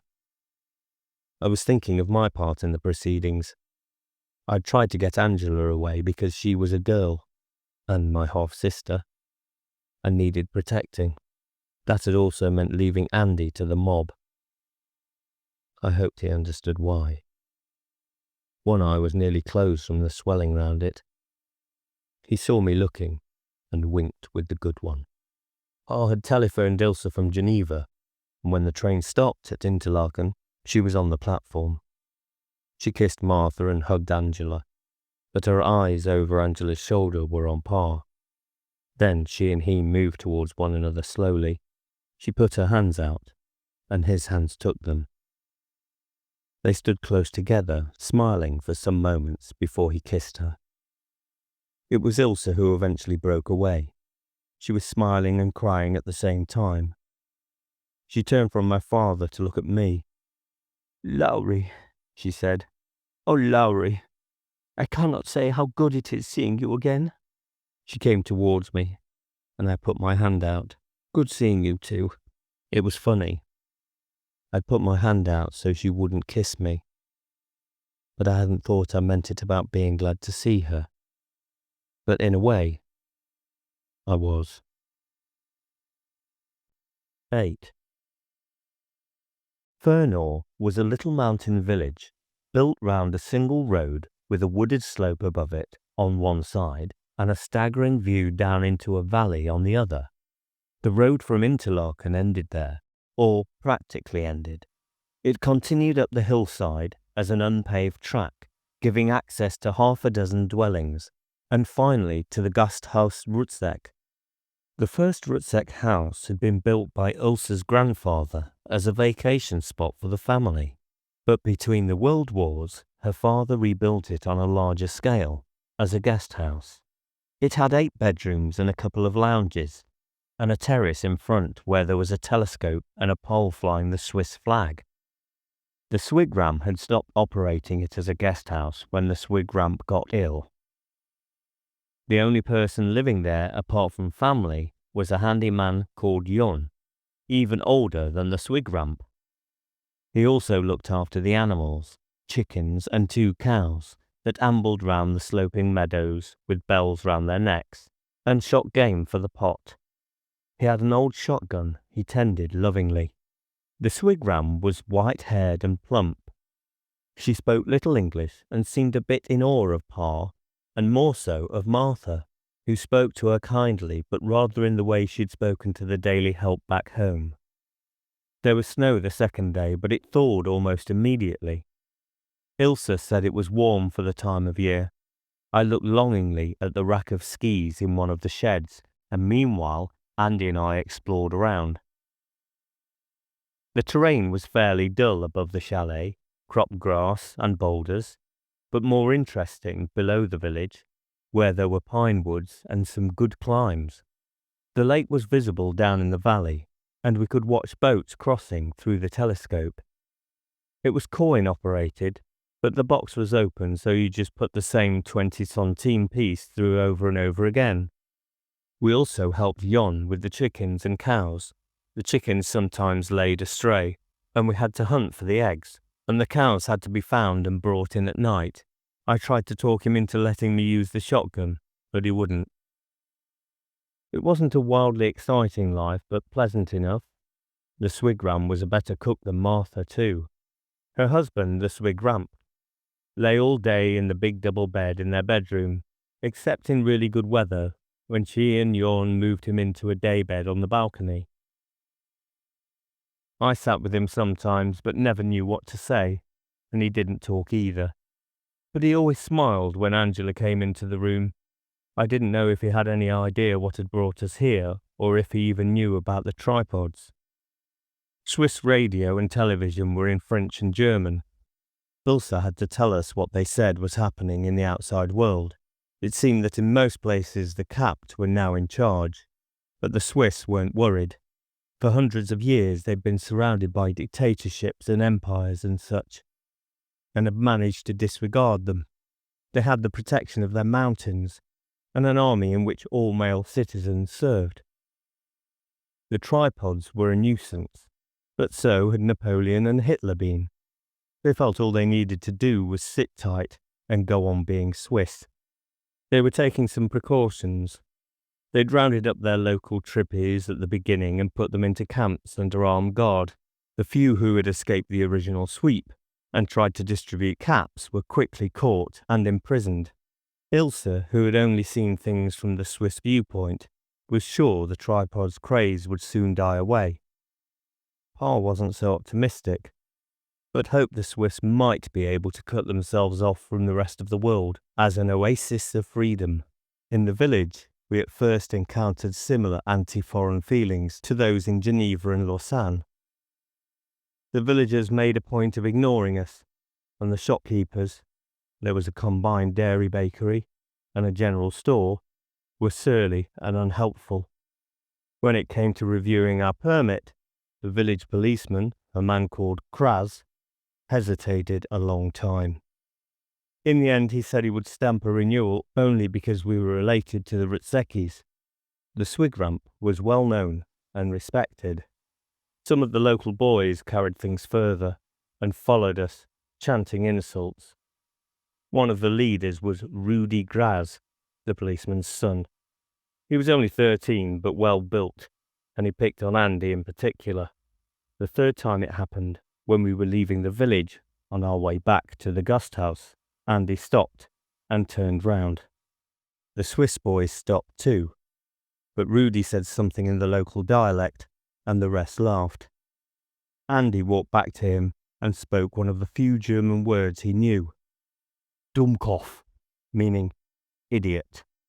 The fight lasted about 5 minutes. Andy was cooler and a better boxer, but Rudy was a hitter and got some nasty punches in. One opened the cut over Andy's eye, and he bled quite a lot. It was Rudy, though, who eventually stood back. They looked at one another, and after a moment, Andy put a hand out. The Swiss boy ignored it and turned away, his mates following. It didn't make them any friendlier, but they stopped chanting after that. Angela sometimes insisted on coming with us to the village, and she sometimes did get a smile. I suppose because she was a little girl and pretty. She also made friends with an old horse, which had been retired from the Swiss army and grazed in a field not far from the bakery. One day, after she'd stroked and talked to it, she said, "He's a bit like Prince. Don't you think so, Laurie?" I said warily. Bit, I suppose. What's going to happen? About Prince? Nothing. I mean, they'll look after him at the stables until we get back. She swung round to stare at me, her blue eyes scornful. But we're not going back, are we? They're only saying that. I wasn't sure what would come next, whether we'd have weeps. So I jabbered about not really knowing what was going to happen, but everything coming right eventually. When I ground to a halt, she said, I wake in the night sometimes, dreaming I'm tripping again. Though in a way it's worse. I know what's happening and hate it, but can't do anything to stop it. When I wake up properly, at first I'm scared and then I can't really say how it is. Just, well, feeling good, feeling safe. She pulled a tuft of grass and the horse nibbled it from her hand. She said, I hope Prince is all right. I said, I'm sure he is. She looked at me again. But you don't have to pretend. I don't want to go back there, not even for Prince. We'd never before talked about anything serious, as I knew this was, and I knew she was being brave, as well as a lot more grown up than I'd realised. I felt awkward, but wanted to let her know I understood that. We weren't a family that went in for hugging, but I put an arm round her, even though Andy was with us. I said, come on, the swigram's waiting for the bread. Everything changed suddenly when French and German armies invaded Switzerland without warning. One day the village was in a frenzy of excitement over the news. The next, deserted looking, with all the men between 18 and 60, cawed to the colours. The attitudes of those that remained changed too, perhaps because their hatred was now concentrated on the invading armies. They smiled at us and were even prepared to chat, and they were full of confidence. Frau Stitzenbar, the baker's wife, whose 2 sons had gone, said, It is terrible this, but not for long, I think. French and Germans are fighting always. Swiss men do not wish fighting, but they are brave and love our land. They will chase the French and Germans quickly home. Andy and I walked back up to the guest house. It was a grey, cold afternoon, although the snow still held off here. The surrounding peaks were whiter from fresh falls. I said, lucky Pa's not Swiss, or I suppose he'd have to go too. What do you think's going to happen? The path overlooked a drop.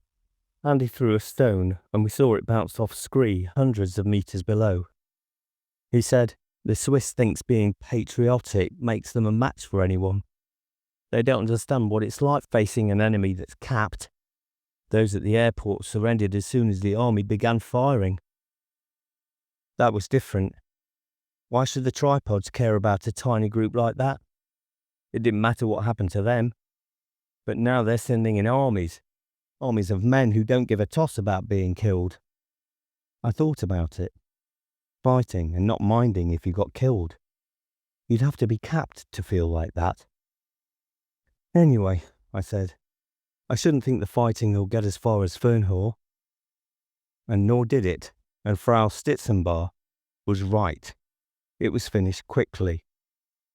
But not in the way she'd thought. Next day there were reports of retreats in the north and west, and by the following morning it was over. Ilse translated the news on the radio.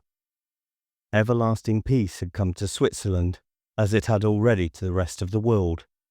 The next bit, even I could understand. Hail dam Dreibeiner.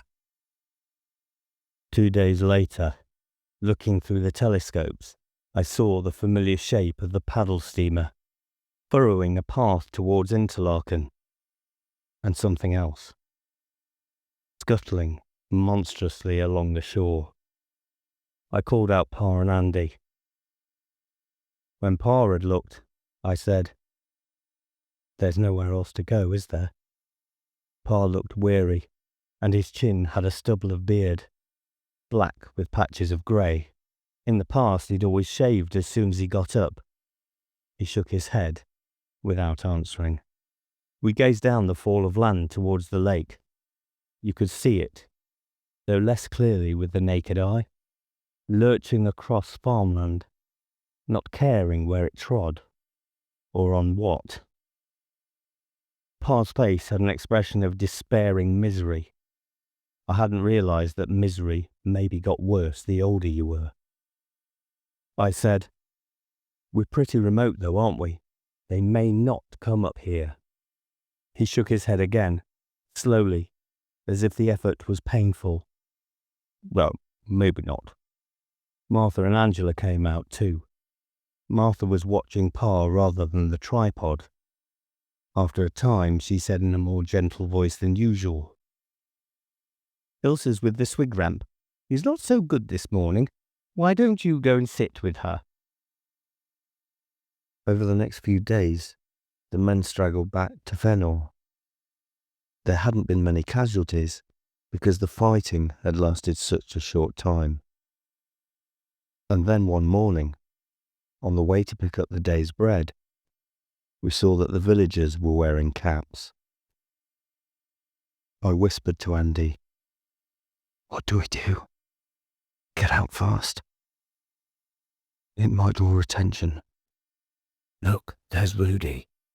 He's not capped." We'd learned in Guernsey that people weren't capped under the age of about 14, probably because young children weren't regarded as a threat. It seemed likely that the same rule applied here. Rudy was a year younger than we were, though Angela was safe, but Andy and I could be at risk. We walked on, trying to look casual.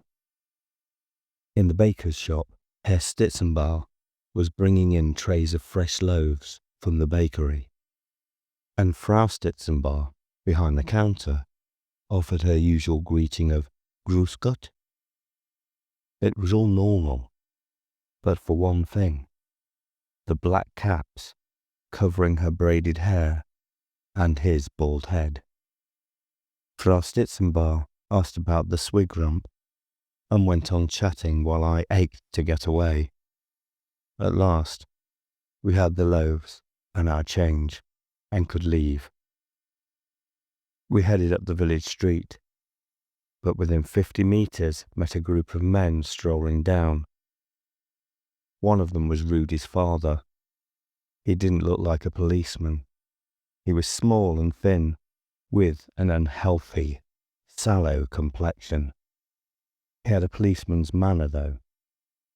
He stood in front of us, blocking our path. "So, die englischen Kinder." He looked at me closely. "Wie alt? Wer sind doch?" He translated it laboriously. "How old, boy? Have you yet 14 years?" So 14 was the capping age. I said earnestly, "No, sir, not till next year." "You must bring certification of birth," he frowned. "It must come from England. This is unsatisfactory." Unsatisfactory for him, maybe. With a lift in his spirits, I realized that it was something that could be played along, maybe for months. Still frowning, he turned to Andy. "But you are already 14. This is certain." "No, sir," Andy said. 13 and a half. In fact, he was only 2 months older than I was, but with 2 inches advantage in height and his grown-up look, he could have passed for 15. Rudy's father shook his head. "I do not believe this. It is necessary you are capped. Today caps are finished, but tomorrow the mail van brings more. You will have one." Andy nodded. "If you say so, sir. I'll come back in the morning." "No, you will stay here. There are some foolish ones who do not wish the capping. You will stay here, boy, till new caps are come." Andy tugged the hair at the back of his head, something he did when he was making his mind up. One of the other men, who happened to be the local wrestling champion, moved closer. Andy sighed. "Whatever you say." He looked at me. "You'll tell them what's keeping me?" "Yeah, I'll tell Pa." I gave him a thumbs up sign. "No sweat. It's going to be all right." Angela and I watched him walk away with Rudy's father in the direction of the policeman's house. I tried to tell myself there was a chance he might escape on his own, but didn't believe it. He'd need help. The first priority was to get back to Pa and tell him. On the outskirts of the village, we met Rudy.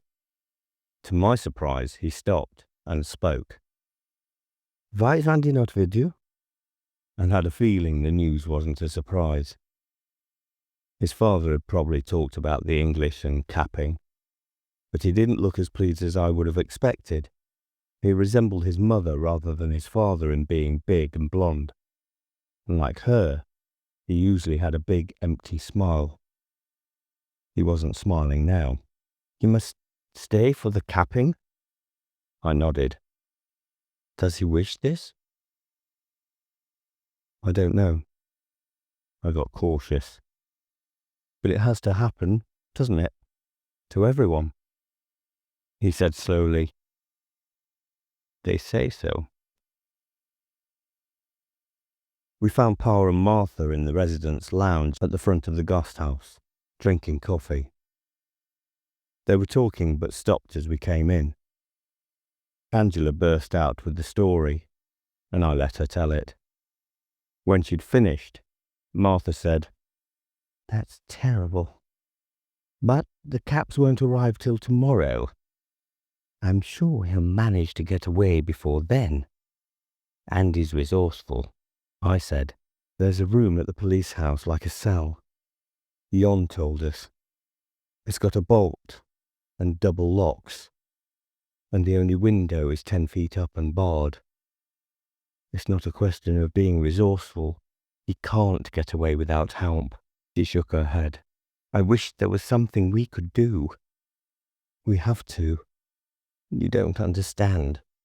She looked tired and angry, and her face had that stubborn look adults have when they're not going to listen to you. "We can't," I said, trying to be patient. "But we must," Martha said. "Jon told us about the Caps while you were gone. He met someone he knew with one. We've been discussing what to do. We can't stay here, so close to the village. It'll only be a matter of days before they come to cap us. As far as Andy's concerned, it's not days, it's tomorrow morning." She disregarded that. "Your father and Jon have a plan. You know the rail tunnel up to the Jungfraujoch?" I nodded. It was a trip I'd taken the first time I visited Switzerland. The track was on the far side of a deep valley separating Fernhor from the lower slopes of the Eiger. The train climbed from a tunnel, actually inside the mountain, taking nearly 3 hours to reach the terminus station, 3,500 meters above sea level, where there was a hotel and ski station and an astronomical observatory. "The hotel and the line are closed because of the emergency," Martha said. "Jon says we could hide inside the tunnel. We'd have protection from weather, and there may be food in the hotel. It would do for some time being, at least. Better than staying and being capped." "Sounds great," I said. "I'm totally for it, as soon as we get Andy back." Her face tightened into still angrier lines, which meant she was feeling guilty. "We can't. For one thing, we need time. Jon wants to make another reconnoitering trip before we all go. There's something else, too. The swig ramp's dying. He may last a couple of hours or a couple of days, no more." "I don't see what difference that makes. If he's dying, he's dying," she said harshly. "Probably you don't, at your age. I suppose putting me down helped. But it makes a difference to the Swigram and Ilsa. We can't take him with us, and they won't go while he's still alive. We need those few days' grace. If we tried to rescue Andy, we'd be stirring up a hornet's nest. Whichever way it turned out, they'd be swarming here right away. She saw my face and said in a quieter voice, I'm sorry. I like Andy. What if it were me? I asked. Martha didn't answer. Or Angela? I turned to my father, who hadn't spoken so far. Not going to let him down, are we? He told me to let you know what had happened, and I said, it'll be all right. I'll tell Pa. He didn't look me in the eye. He said, I'm sorry too, but Mother's right. We don't have a choice. Halfway to the village, I stopped. A sense of my own stupidity hit me almost like a solid weight. Stupidity and ingratitude. I thought of all Pa had done to get us away from the tripods. Crossing to Guernsey, the hijack, bringing us here. And now he had this new plan to keep us safe.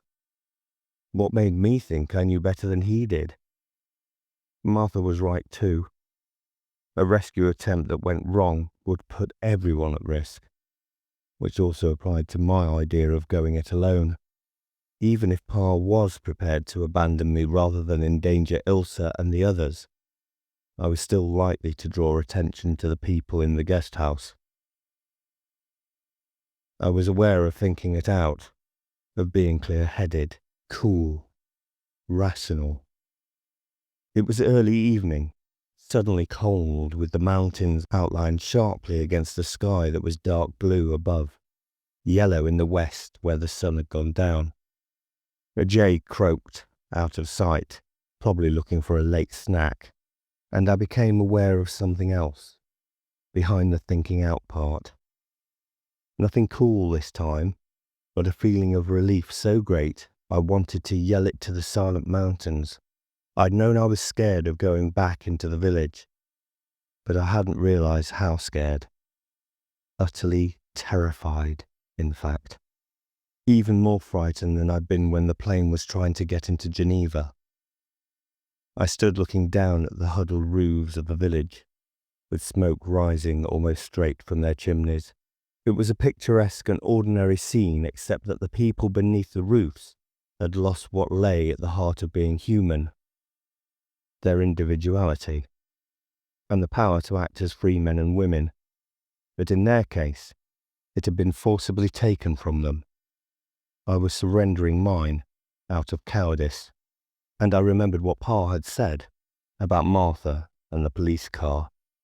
There were times when all you could do was put your foot down hard on the accelerator and take your chance. I knew the answer to the question I put to myself on the plane, as to whether it wasn't better being capped and alive than being dead. I took a deep breath of the frosty mountain air and started off downhill again.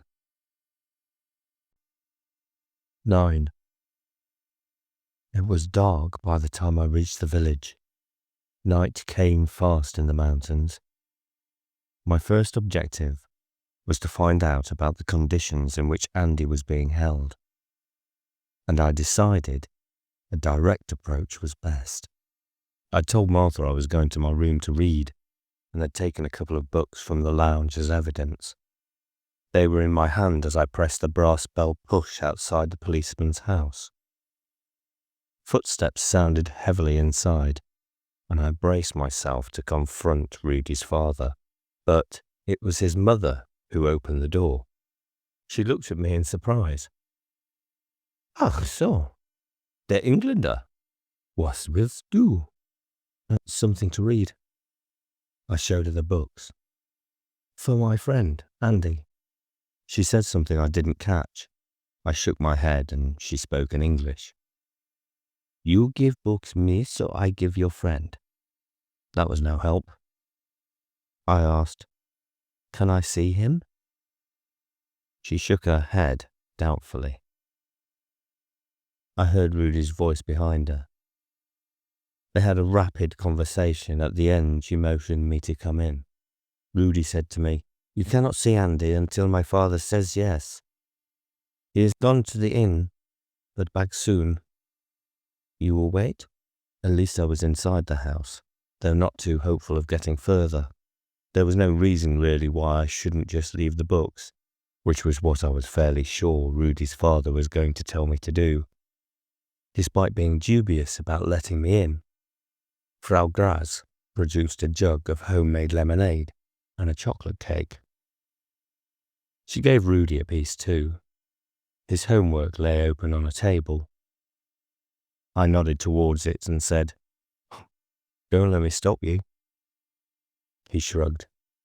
"It is Naturwissenschaft. Science, you say, and we end this study soon." "End? Why?"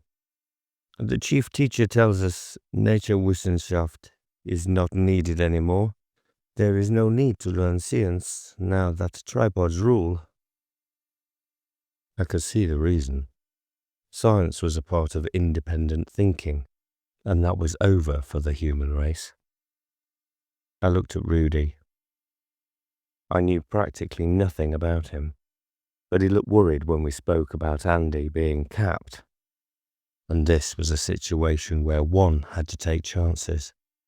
His mother was in the kitchen, humming to music from the radio. I said quietly, "They say the tripods are our friends, but everything they do is for our good. What do you think?" He paused. If I'd got it wrong, he would probably report me to his father, which would fix things properly. But he said at last, "Andy does not wish the cap?" I'd gone too far to draw back. I said, "No, nor do I. Do you?" He took a deep breath. "No, I do not wish it. I hate the cap." There was no problem, Rudy said, about releasing Andy. His father kept duplicate keys in his study. He left the room and came back with a key, which he handed to me. He said,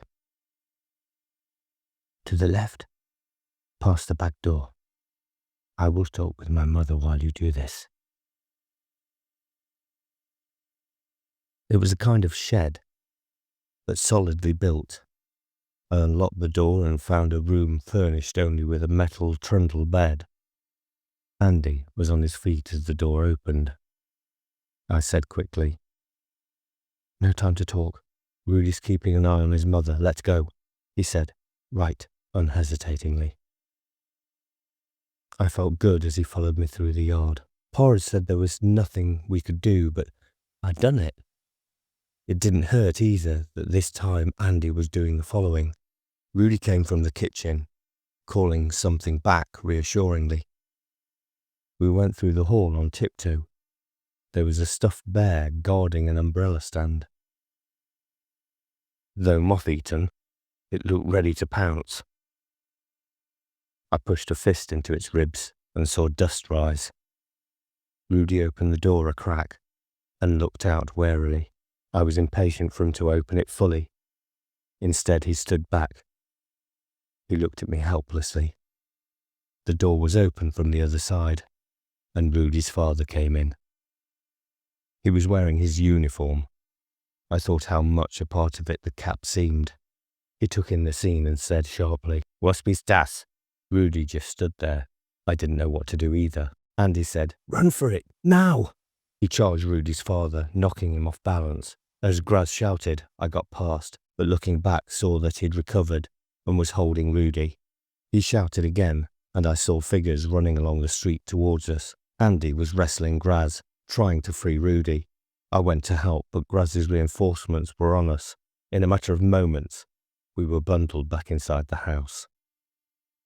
We'd been unlucky. As Rudy explained later, normally his father went to the inn, had a few steins of beer with his cronies, and came back alone. This time, after he talked about the English boy he'd taken into custody, The group had discussed it and come to the conclusion that it was unwise to take chances, especially with a foreigner. The English boy should be capped right away, and one of those who already had a cap should surrender it for the purpose. They'd followed Graz back to the house with that in view. There were 5, including Rudy's father. They restarted their discussion, but it was soon clear they had a problem. They were all agreed on the importance of Andy being capped, but which of them was to give up his cap?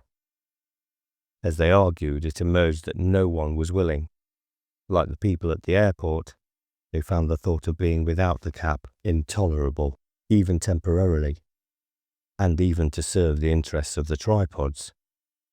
In the end, they reluctantly decided Graz had been right in the first place, and they should wait till the new caps came in the morning. It was also decided that Rudy and I should be capped along with Andy. We were given extra mattresses and blankets. Frau Graz came in and fussed over Rudy, but didn't seem bothered about his being locked up. I wondered if that was due to the cap, or to being Swiss and married to a policeman. When she left, I prowled around, looking for means of escape. Andy said, "I've checked. It's no good. You couldn't reach the window," I said. "But if I stood on your back, I could." Rudy shook his head. "This will not work. All windows of the house have electric. How do you say? Alarm?" "Alarm," Andy said. "I don't think we can do anything tonight." "Did you say they'll take us to the church to be capped?" "Yes, it is a ceremony. Big show. We might have a chance for making a break then. Meanwhile, better grab some sleep. I was here first, so I'll get the bed." Andy settled down, and as far as I could tell, went to sleep right away. I lay on my mattress, brooding. I didn't know whether Andy had anything particular in mind in talking of making a break, and I didn't see we stood a chance anyway, with the entire village against us. How could he or anyone sleep, faced with the prospect of being capped? I felt I mustn't waste any of the moments which my thoughts were still free, and tried to stay awake. But sleep came nevertheless, and in fact I slept heavily. The small square of window was bright when I was wakened by the cell door being unlocked. The mail van from Interlaken was due to arrive about 9, and we were to be capped immediately after that. Frau Graz produced a large breakfast, and though I thought I wouldn't be able to eat, the smell of ham and eggs convinced me otherwise. She was quite pleased Rudy was to be capped in advance of his birthday, and told us how much better for it we would all feel. Her sister Hedwig, who suffered from depression, had cheered up as soon as she put the cap on, and her own rheumatism had been much less painful. She broke off to answer the door. On the kitchen wall, a pendulum clock of dark wood painted with flowers indicated 8:30. Graz and another man were in the room with us. I was again aware how hopeless our chances were. Then I recognized the voice speaking to Frau Graz. I stood up quickly as she came back, with Pa following her. He was wearing one of the caps we'd used in the hijack. He looked at me sternly and said to Graz, "I'm sorry to hear my son has behaved badly. I will take him home and punish him." Herr Graz shifted comfortably in his seat. "It is not necessary. He will be capped this morning. After that he will not do wrong things." "He should be punished," Pa said. "It is my right as his father." After a pause, Graz said, "Our father has rights, that is true. You can beat him if you wish." Pa glanced at Andy. "This other is also in my care. I will punish him too." Graz nodded. "That is permitted." "So I'll take them both back to the guest house." Graz raised his hand. "No." You shall beat them here, outside in the yard. I have a strap you can use. I wasn't surprised it hadn't worked. Like my effort with the books, it was a bit thin. But I was sure Pa would have something else to fall back on. I sat there almost smugly, waiting for him to produce an argument which would flatten this stupid Swiss policeman. I was shattered when he finally did speak. All right, but I'll get my own strap. He turned away, not looking at me. I couldn't believe he was leaving us. I called after him. We're being capped this morning soon. He went out without answering, and I heard the front door close. Frau Graz bustled up offering us rolls and cherry jam and more coffee, while her husband loaded a nasty-smelling pipe. The other man yawned and picked his teeth. I couldn't look at Andy. If he'd not come at all, it wouldn't have been so bad. I'd let myself in for this and must take the consequences. But he had come, with that feeble excuse about punishing us, and then given in and left when Gruz called his bluff.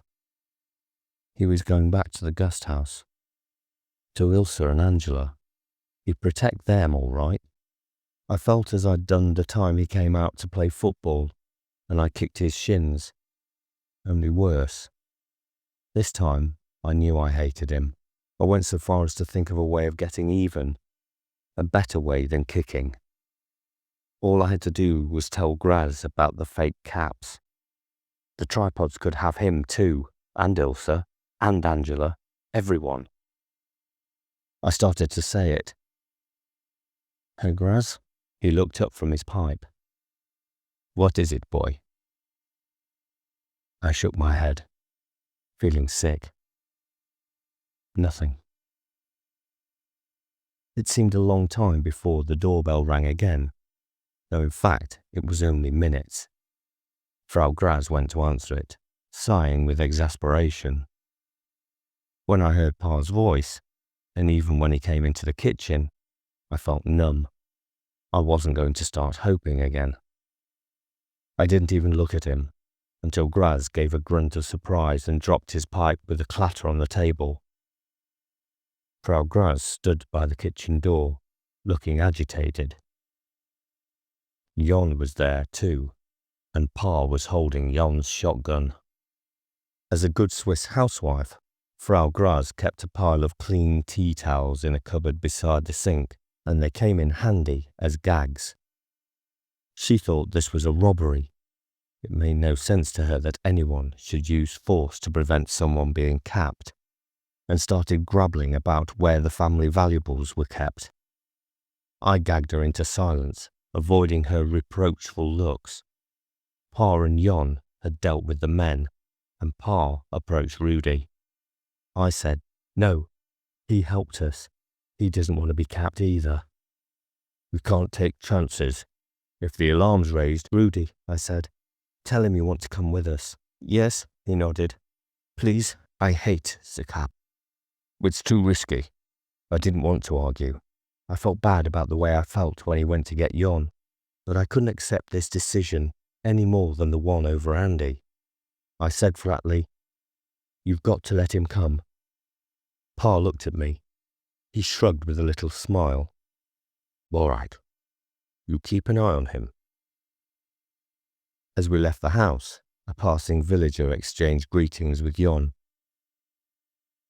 I wondered how long we had before an alarm was raised. Less than half an hour, certainly. If Graz wasn't there to meet the mail van, they would come looking for him. We squeezed into the Suzuki and Pa drove off, revving hard. We found Ilsa outside the Gust house, struggling with a bulging backpack, and Martha came out with another. Ilsa's face was blotchy, as though she'd been crying. Martha said, You've got them. She tried to make it sound ordinary, but there was a tremor in her voice as she looked at Pa. She'd always bossed him, but he was her son, as I was his. She wiped her face with the sleeve of her dress. "We're just about ready." I remembered the other reason for wanting more time and asked, "What about the swig ramp?" Pa took the pack from Ilsa and heaved on the strap. Over his shoulder, he said, "He died in the night." I looked down into the village. People still died. The tripods and capping made no difference to that, and others had to go on. Far below, I could see a section of the road that wound upwards from Interlaken. A yellow spot was crawling there. The mail van was on its way. The first part of the route led higher up the mountains by way of a rough track, which deteriorated and eventually disappeared. It wasn't easy going, in places very hard. Martha and Ilsa tackled it well, but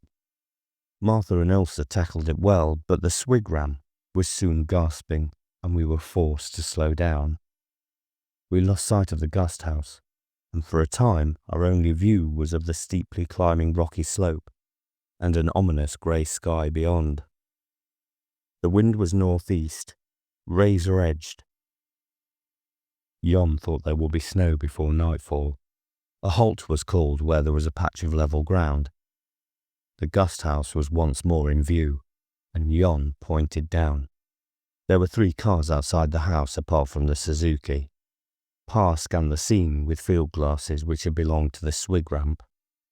When I had a chance to look, I found they were so heavy it wasn't easy to hold them steady, but the magnification was good. I recognized Graz. There were 7 or 8 men altogether. Smoke rose from the gust house chimney, as it did all the year round. Even in the summer, the big wood-burning range was in use for cooking. But the smoke looked thicker than usual, and was coming not only from the chimney, but one of the bedroom windows as well. Fire wastes no time in sweeping through a wooden building, and in seconds we could all see it. I heard the swig ram moan as the smoke's blackness was shot with flame. Holding her mother, Ilsa said to Pa, "Why to destruct a house like that? Only because we refused the caps?" "I don't know," Pa said. "To prevent us going back there, perhaps. To discourage anyone else from defying the tripods. One thing we can be sure of, neither pity nor mercy are going to come into it.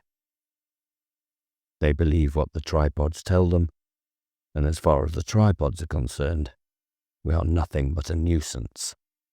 Like rats," Andy said. "I read somewhere that by trying to kill them, men have actually improved intelligence of rats." "Yes," Pa said. "I read that too. Rats have lived close to man for thousands of years. Every one we managed to kill improved the breeding stock, because the brighter rats survived and reproduced. Maybe we're going to have to take a leaf out of their books." Ilsa said, "They must have found his body." She was speaking of the swig ramp. "But they did not bring it out for burial." No. She still had an arm around her mother, and he put his out to embrace them both. But it doesn't matter, does it? It was his home for nearly 60 years. No one could want a better funeral pyre. We resumed our trek. Having led exhaustingly upwards, the route changed to lead down even more steeply. It was wild, jagged country, with no sign of human beings or anything connected with them. We saw a group of chamois, the local deer, leaping from crag to crag, and an eagle soared close to one of the crags above. The swig ram needed to rest a lot. Pa and Jon, and then Andy and I, took turns helping to support her. She apologized for the trouble and said we should leave her. Pa said, "Just take it slowly, Mutty. We have plenty of time. No one's going to leave you. We can't spare you. We can't spare anyone." There are too few of us. At last, we reached a more gentle slope and could see the little railway station of Kleine Scheidegg. The last stop for the cogwheel train before it entered the tunnel. As Jon had predicted, it was deserted. Tourism was a thing of the past, along with parliaments and television, chat shows, universities and churches, human disorder and human freedom. The station shop, which had sold chocolate and maps and silly souvenirs, was boarded up. And the last train stood unmanned and covered with snow. At this altitude, there was deep packed snow all around, and the tail of a glacier close to the tunnel mouth. It was late afternoon. The sky was a deepening melancholy grey, the whole landscape barren and wretched. As we toiled up the last few 100 meters, it began to snow, in huge, relentless flakes. I felt cold and miserable and hopeless. 10. I found the notebooks in which I'm writing this in the hotel. They were order books used by the restaurant manager, some partly filled with lists: 20 kilograms Blumenkohl, 1 Kiste Kaffee, 45 kilograms Kartoffeln, cauliflower, coffee and potatoes, that sort of thing. That was about a week after coming here. I thought the journey through the tunnel by train tedious, but it was much more so on foot. It was nearly 5 hours before Pa's flashlight lit up the platform sign, Jungfraujoch. Minutes later, we stepped out into a dazzling landscape of snow and ice, with the frozen river of a glacier stretched into hazy distance, surrounded by high white peaks. All was empty and lifeless. No animals, no birds, not even an insect. But no people either, except for ourselves. And no tripods. We stood on the cold roof of the world, rulers, for what it was worth, of all we survived. The purpose of this journey through the tunnel was to see if provisions had been left there, and we struck lucky. The hotel had kept good reserve stocks, apparently against the possibility of the rail line being blocked in winter. There were shelves loaded with cans, bags of flour and sugar, beans and dried fruits and rice. There were even deep-freeze cabinets, whose contents, because of the below-zero temperature, at this altitude had stayed frozen after the electricity supply was cut off. Flashlights and batteries were an important find. We only had 2 from the guest house, which we'd had to keep switching on and off to conserve power. And there were enough in the hotel, in vacuum-sealed packs, to last years. We found candles and oil lamps too, and drums of fuel. In a siding at the station, there was a diesel coach with a charged battery, and after Pa had experimented with the controls, we loaded it for the return journey. While he and Jon were making final checks, I showed Andy some of the things I'd seen while I was there before, including a room filled with ice statues, fascinated by a life-size ice motorcar, and pointed out it must have been carved more than 70 years ago, because it was a model of an early Ford. I thought of how much things like motorcars and airplanes had changed in those 70 years. It was as though mankind had been a surfboarder, riding a high wave of invention. Who could tell what wonders might have lain ahead? But now, thanks to the tripods, it had all ended. During the winter, we gradually adjusted to our new life, although the nearest house was more than 10 miles away down the mountain, and the tunnel entrance commanded a good view of the approaches. we took care to leave no traces to avoid creating recognizable paths in the going out and returning. Jon instructed us in this and kept a close watch to make sure no one slipped up. He also instructed us in the use of the skis we took from the hotel ski school. Despite having looked forward to it, I found skiing very difficult to begin with. The sense of losing contact with the earth bothered me and had plenty of falls. I spent 10 days immobilized with a strained thigh muscle. Andy took to it much more quickly, and Rudy, of course, was an experienced skier. I watched him skim down the slopes before the tunnel mouth with admiring frustration, but I slowly got the hang of things, and then found it more exhilarating than anything I'd known. At the outset, we ventured out primarily for recreation. The confinement in the tunnel was oppressive, but with the coming of the spring, we launched more purposeful expeditions. With snow and ice surrounding us all year long, water was never going to be a problem. But Pa decided we should aim at conserving food supplies. I said, "But there's enough in the hotel to last years." Martha asked, "How many years?" I saw her drawn face in the lamplight and realized fully for the first time that this was no temporary resting place, that she, at least, expected to end her days here. The Swigram did die before spring came, not from any particular sickness, perhaps just from missing the Swigramp. We wrapped her body in a blanket and lowered it into a crevasse in the glacier, covering it with snow. We could not mark the grave, but her body would lie there forever, unchanged in the perpetual frost. A different end from the Swigramp, whose body had burned to ash in the flames that destroyed the home they'd shared. But bodies didn't matter really. They had both died free.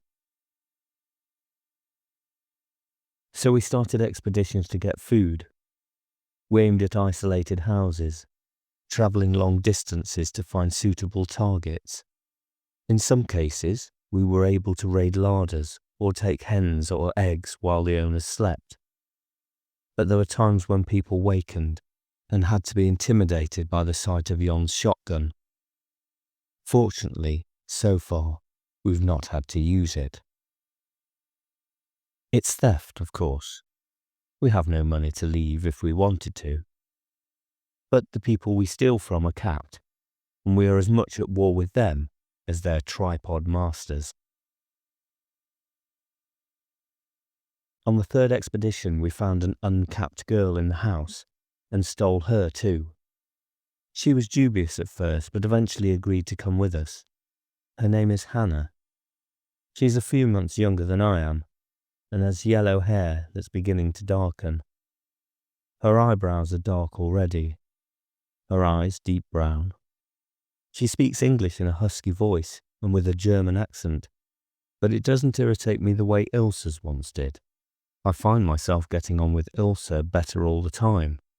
It's difficult to remember how much she used to madden me in England. I was going to write at home, but remembered that this is the only home we have now, or are likely to have. She took over the cooking from the Swigram, and although not as good yet, is improving. And of course the Swigram didn't have to cook with limited supplies on a primitive oil stove stuck in a tunnel. On one expedition we found a man living alone, and Pa tried the experiment of removing his cap. We had to overpower him, and he cried pitifully afterwards. But when we left he followed, and Pa let him join us. His name is Carl, and he's in his middle 20s. Although physically strong, he can only do simple things under instruction. At times you find him crying, for no apparent reason. We don't know whether his mind has always been slow, or if it happened because we removed the cap. But it's something we agreed we would not do again, and in fact, we couldn't if we wanted to. In late summer, a tripod came to the valley and stationed itself close by a village called Karaman. From a vantage point, we watched what followed. All day long, a procession of capped came to stand by the tripod's foot. A tentacle lifted them one by one into the belly of the machine, and after some minutes deposited them back on the ground. Through field glasses we could see that in place of the black of the helmets, their heads gleamed silver when they were put down. It was Andy's guess that this could signify the replacement of the original caps with something more permanent. And he was proved right when, on our next trip, we found a man and woman, both silver-headed. The horrifying thing was that the silver part was a metal mesh, which seemed welded into the living flesh. From now on, the cap, once imposed, was there for life, and eventually would crown a skeleton. That was when Pa decided to adopt a deliberate policy of recruiting young people who were likely to be capped within the year. We take none by force, though that would be justifiable with such an alternative. For our own security, we can't afford to harbour doubters, and so far, of 5 given the chance, only one, a boy called Hans, has chosen to accept. It is obviously not easy to leave parents and the comforts of home to join an unknown band of marauders, but it's depressing that so few are willing. It seems to me that boys are more ready to take the risk than girls. 2 of the 4 who refused were boys, and both seemed to hesitate, whereas the girls were quite definite about it. I said something of the sort to Angela, and had my head snapped off. She was as willing to take a risk as any boy, she said, and it was unfair Pa still refused to let her go on the scouting trips. For that matter, what about Hannah, who'd been the first to join us? In fact, she pointed out, the score was equal between boys and girls as far as recruits went. Well, Hannah's different, I said. Oh yes, isn't she? She said scornfully. Because you fancy her. Well, you're not likely to impress her talking that way. I ended the conversation by walking off to my private patch of tunnel, thinking there were times when Angela really was insufferable. She was growing up, of course. She'd had her 8th birthday just before we left England, and her 9th was not far off. I had to admit that she was bright, though. A bit brighter, if I were honest, than I'd been at her age. And though her pertness sometimes drove me mad, I reflected, as I cooled down, and that in general I found her easier to get on with these days. I made up my mind to organise a trip to the hotel to find a birthday present. I remembered seeing a mirror in one of the rooms which she might like. Autumn brought snow again, and an end to the days of the lying out in the sunshine that burned so fiercely through the thin air. Once more we took to skis and darted across the white untrodden slopes, and one day, above Karaman, we watched a tripod pass beneath us. This time it did not stop by the village, but crawled on, disappearing round high ground to the east. Just over a week later, we saw it again, and Pa looked at his watch. The same time within minutes. I wonder if it's a routine patrol. Over the subsequent weeks, we studied the tripod. It was a patrol, and one carried out with monotonous regularity. Every 4th day, the tripod passed below our eyrie shortly before 11 in the morning, treading a path that varied as little as the time. On the 5th occasion, we saw it. Pa said, I wonder what the object is. I suppose just keeping a general watch over things. He wiped away tears with the back of his glove. There was a biting northeast wind, and his eyes were inclined to water. Andy said, the way it thumps along, it could set off an avalanche. There was something Jon had recently warned us about. The mountain slopes were packed with snow, and an incautious movement could trigger off disaster. He had been a survivor of an avalanche as a young man. He was dug out of a cabin after days of being buried, and he described the horror of it.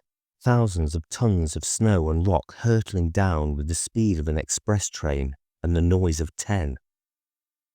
Pa said, pity it doesn't. Something occurred to me. I wonder Pa wiped more tears away. What?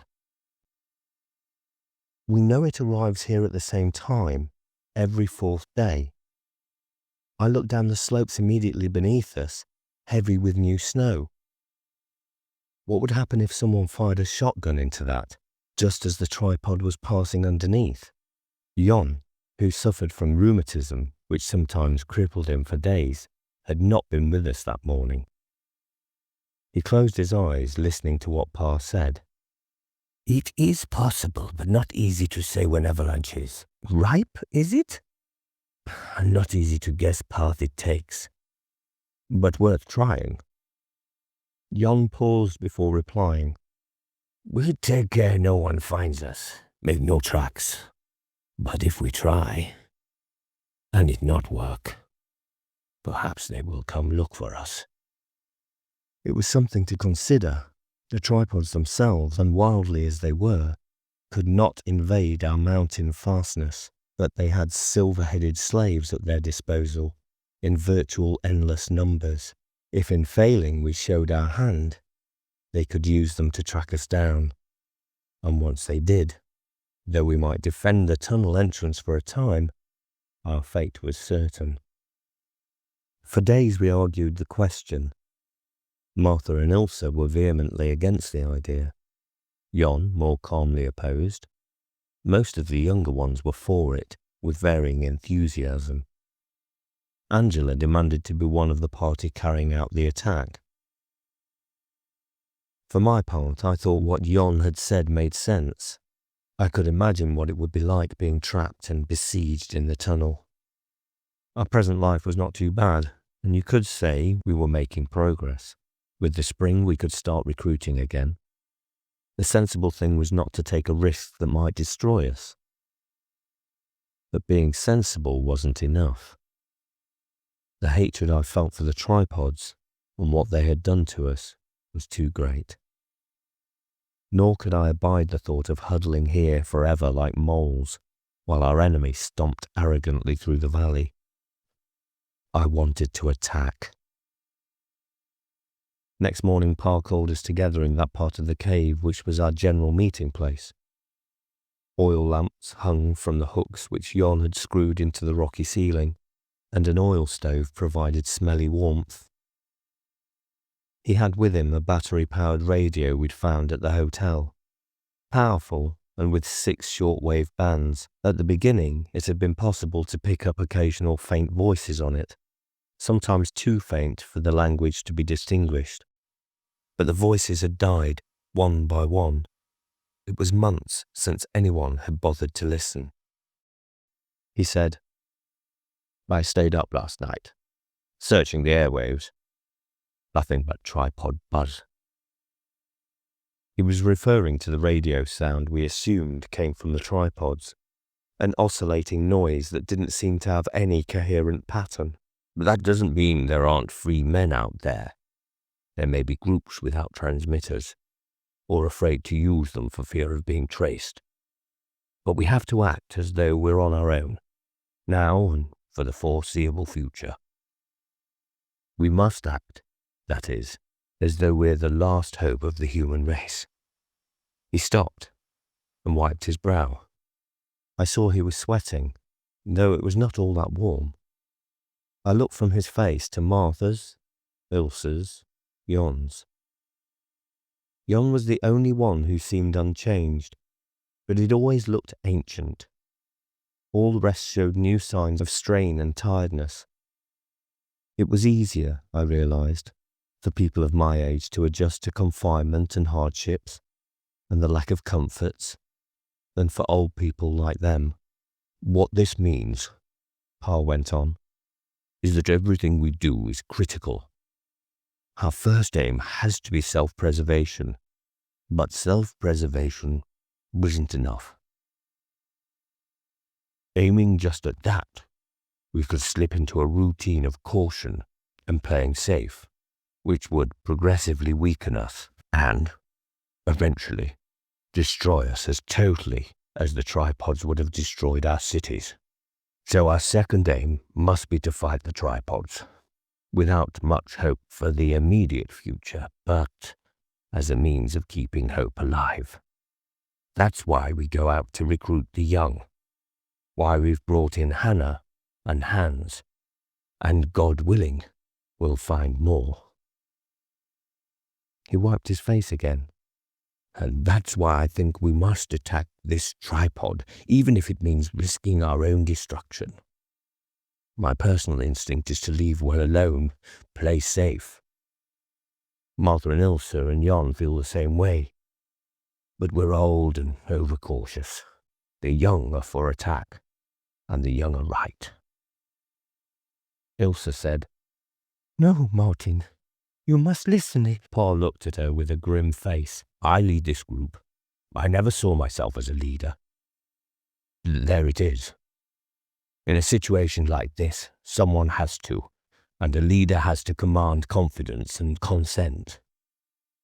I hope I will always get your consent to things I propose, but if ever I don't, you will need to choose someone else."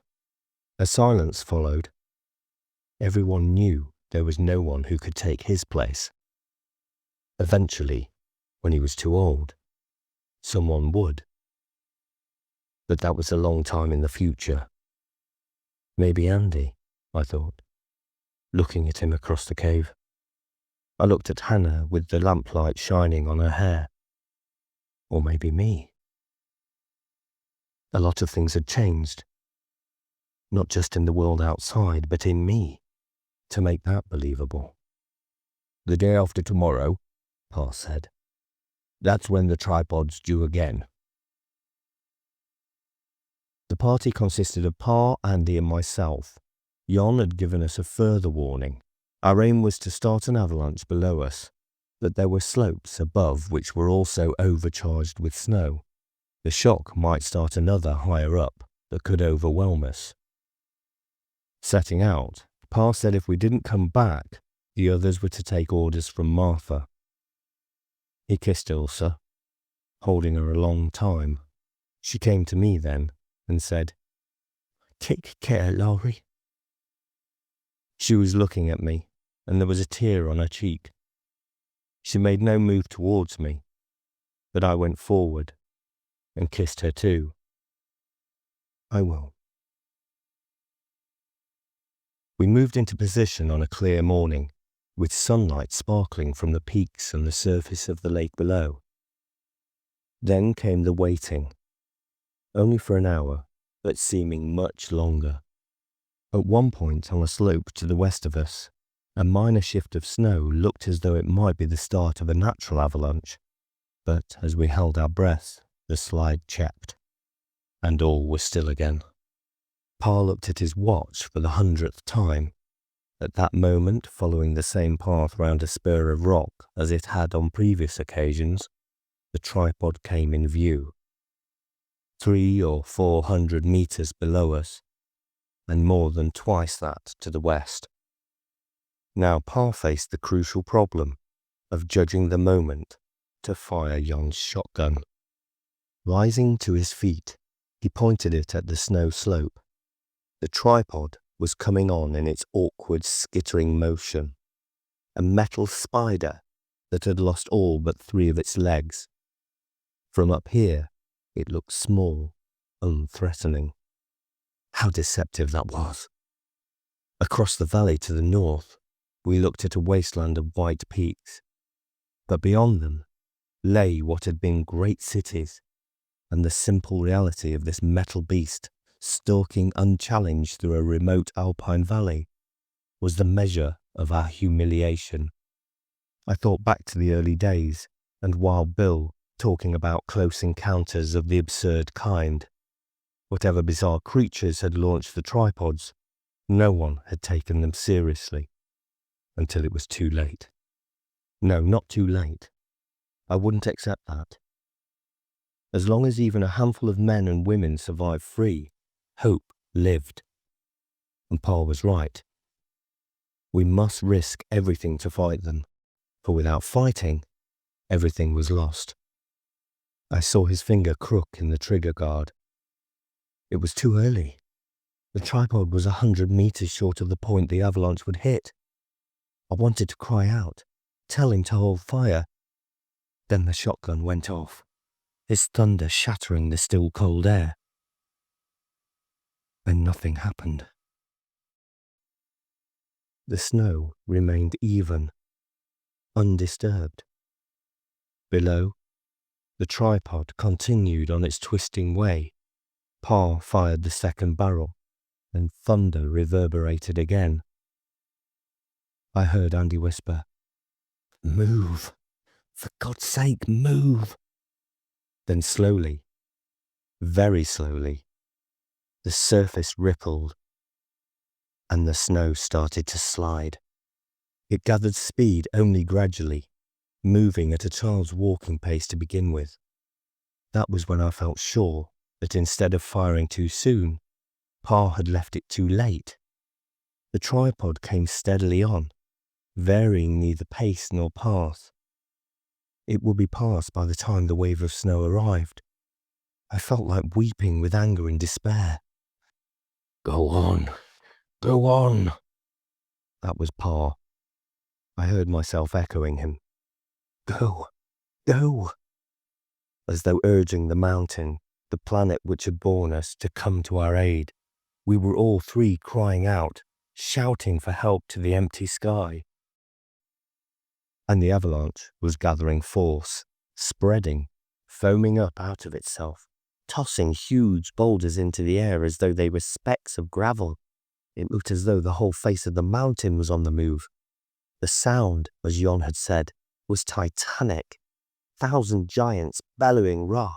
Faster and faster it drove, then suddenly seemed to leap and charge forward like a living thing, and sweep over the tripod, burying it. When the avalanche finally came to a halt, an unbroken expanse of snow lay beneath us. At the beginning of summer, I sat outside the cave with Andy and Rudy. We are a united company. We have to be the way we live. But I get on better with them than with Hans, or Dieter, the boy we recruited just before Christmas. I like Hannah better still, but that's a different story. Not really to do with sitting and idly talking. We were talking about the tripods and the avalanche. For weeks after, we waited in apprehension, expecting reprisal or at least response. There was none. We kept constant patrols, but nothing happened, and no new tripod came. Then, with the melting of the snow, a patrol, unfortunately I was not on it, witnessed a strange sight. 2 tripods crawled along the valley and approached the spot where the hemisphere of the wrecked one was just beginning to be visible. They probed around it with their tentacles for several minutes, then went back the way they had come. As they disappeared, the wreck erupted in a fount of flame. I'd been arguing that the 2 must have come in response to some kind of radio beacon. Andy shook his head and said, "Doesn't make sense. Why wait all that time? They must have known something was wrong when it didn't return to base." Knowing something's gone wrong isn't the same as knowing where it's gone wrong. The transmitter was probably blocked through being under snow. Then, when the snow melted, all they had to do was send another tripod along the same route to look for it. They didn't. How do we know that? We weren't able to keep watch all the time. He paused, but when I thought he'd yielded the point, said, "Because the second tripod would have left thumping great tracks in the snow, wouldn't it? I should have thought that was obvious." Rudy said, while I was trying to think of an answer, "I think they are knowing from the beginning." I asked shortly, "Why?" "Because they do not take time looking at the wreck. All they do is explode it. So why wait all those months?" Andy came in. "Why not do whatever they were going to do right away?" Rudy shrugged. "I do not know. All we truly know is how little we know of them. What matters is that now they send no tripods through the valley. It is not much, but it is better." His calmness calmed me. What he said was right. We'd managed to destroy 1 tripod, and in this small corner of the world, none had replaced it. I remembered the speculation about their coming from a swamp world. Perhaps mountains were unfamiliar to them, and perhaps they would decide they were dangerous and keep away from them in future.